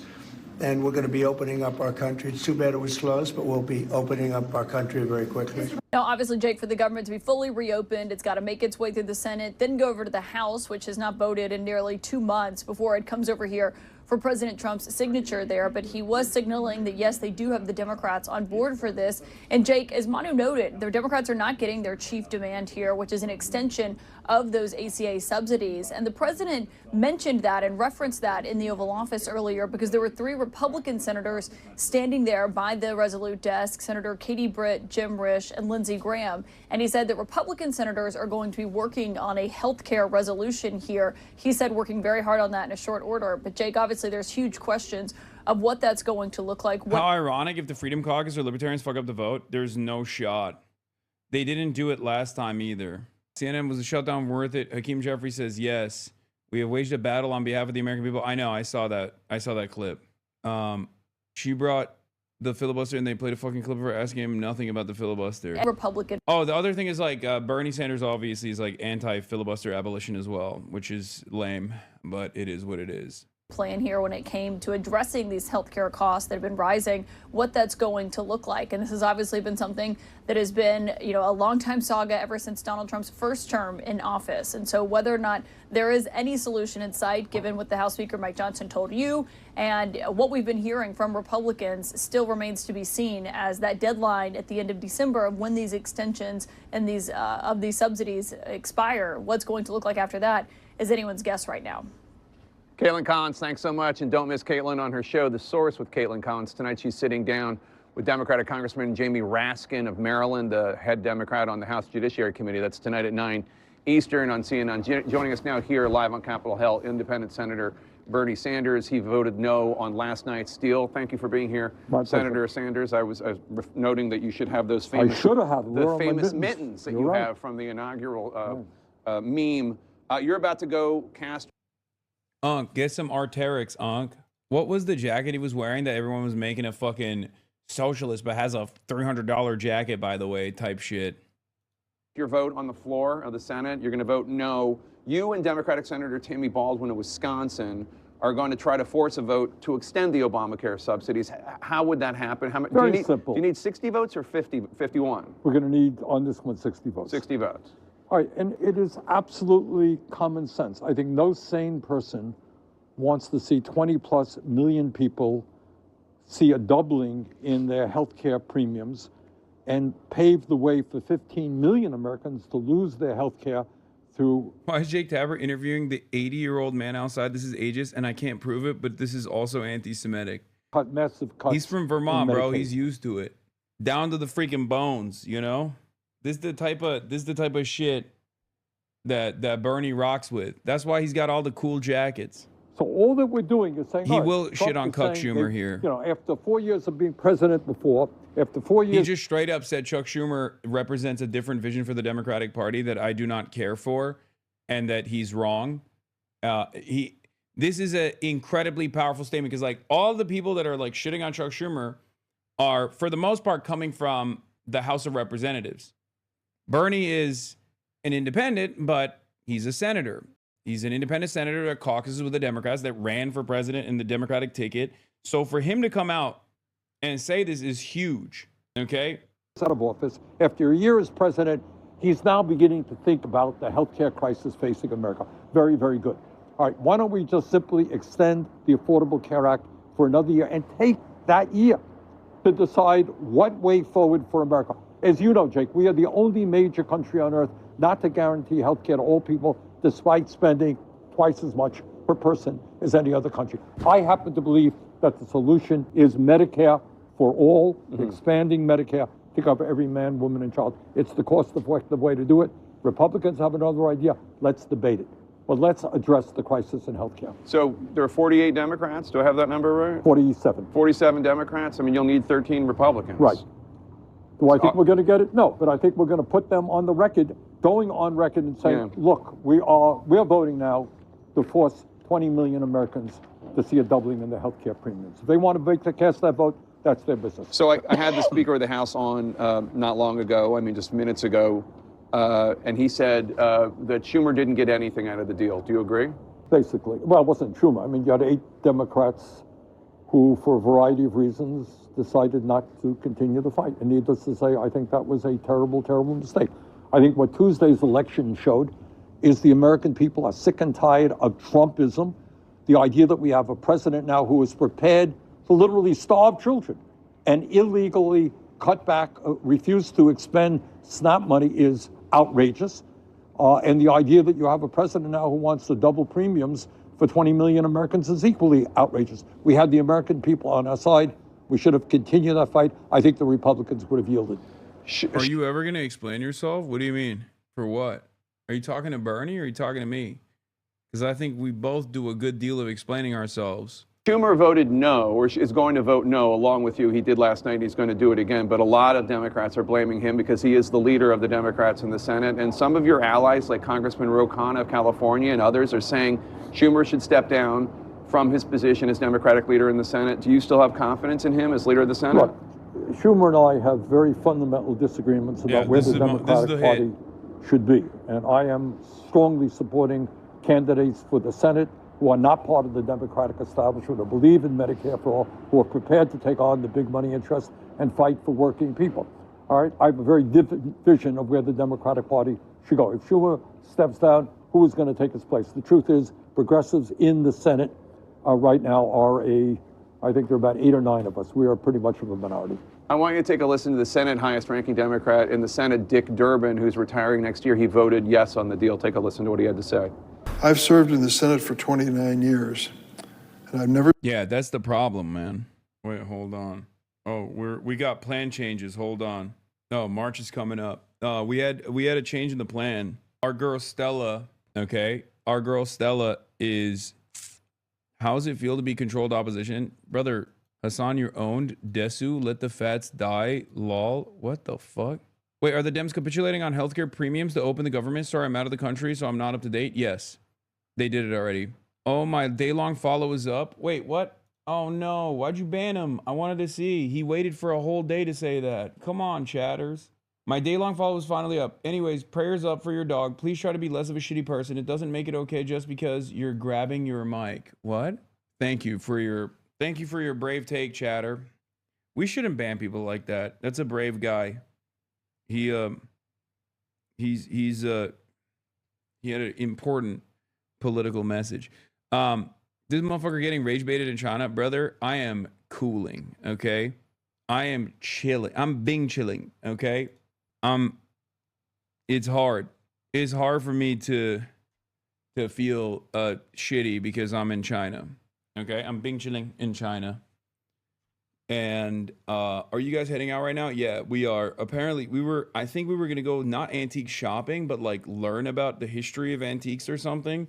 And Stella was like, let's do something different. Let's do something cool. But March would not elaborate on what it actually is. So we are going outside. Yes, we are going outside once again. And we are going out to see the dynamism of China. We're going to go see China, baby. It's the Groypers in the chat coming to do fake concern. They're starting to flood social medias with it. They got in my DMs and sent insane shit. No, I know. Wait, what? OJK? Those shops are closed? Wait, what? Okay, never mind. Maybe we're not. They're giving you a mouth cut. Yeah. Pretty much. That's what's going on. Can't wait to see you hang with Jacob Bacon, Waterland. Yeah. Why doesn't Bernie just out the Democratic establishment on the real reason why they sided against healthcare? The Groypers go under your retweets as well. I reply to one of your retweets and they comment to undermine reply bashing you. I know, man. I know. There's also a lot of bots. I'm going to be honest. I really want to see you from this trip. Was you joining in with the aunties in a square dance? So here's what we're going to do. We're going to do lunch. Okay. Peking duck. And then after that, we are going to go speed dating. And we are going to rizz up Chinese moms for their daughters. Okay, we're going to go to a park. And apparently at this park, Chinese moms bring their resumes for their daughters to try to find an eligible partner. And Will, myself, and Austin Show are going to see if we are eligible. Okay, we do not speak Chinese. That sounds kind of cringe, not gonna lie. Okay, well, you don't have to fucking participate in, any of that. Okay? We're gonna do a lover host IRL. Yes, pretty much. And then after that, we're gonna go to some cool shops. But in the interim, I'm gonna continue covering the news. We're not doing the antique shopping thing because everyone wanted to do stuff like workout and whatnot. And the antique shop in and of itself wasn't actually an antique shop where we go antique shopping. It turns out it was just like we were going to look at antiques and learn about them. It was more educational. Anyway, let's continue. We're seeing that kind of offer from a Senate majority. During the historic roll call last night, I walked across the aisle and met with Senator John Thune, the Republican leader. I told him that I was counting on him to keep his word on this agreement. He assured me he would. So this is part of the deal, that there will be a vote in the Senate on extending the Obamacare subsidies, as you and Tammy Baldwin are introducing again earlier. Tonight, and they're going to, if it fails, it will come up again. Do you believe Thune is going to keep his word and have this vote in? Yeah, I suspect that he will, but it's more or less a meaningless gesture, because you could pass it here in the Senate, but as you well know, you got to get past the House. You got to get it signed by the President of the United States. Do you think the President of the United States is going to sign that bill? I don't.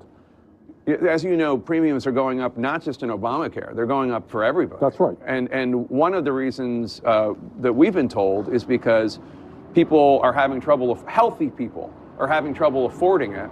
They're dropping out of the insurance market.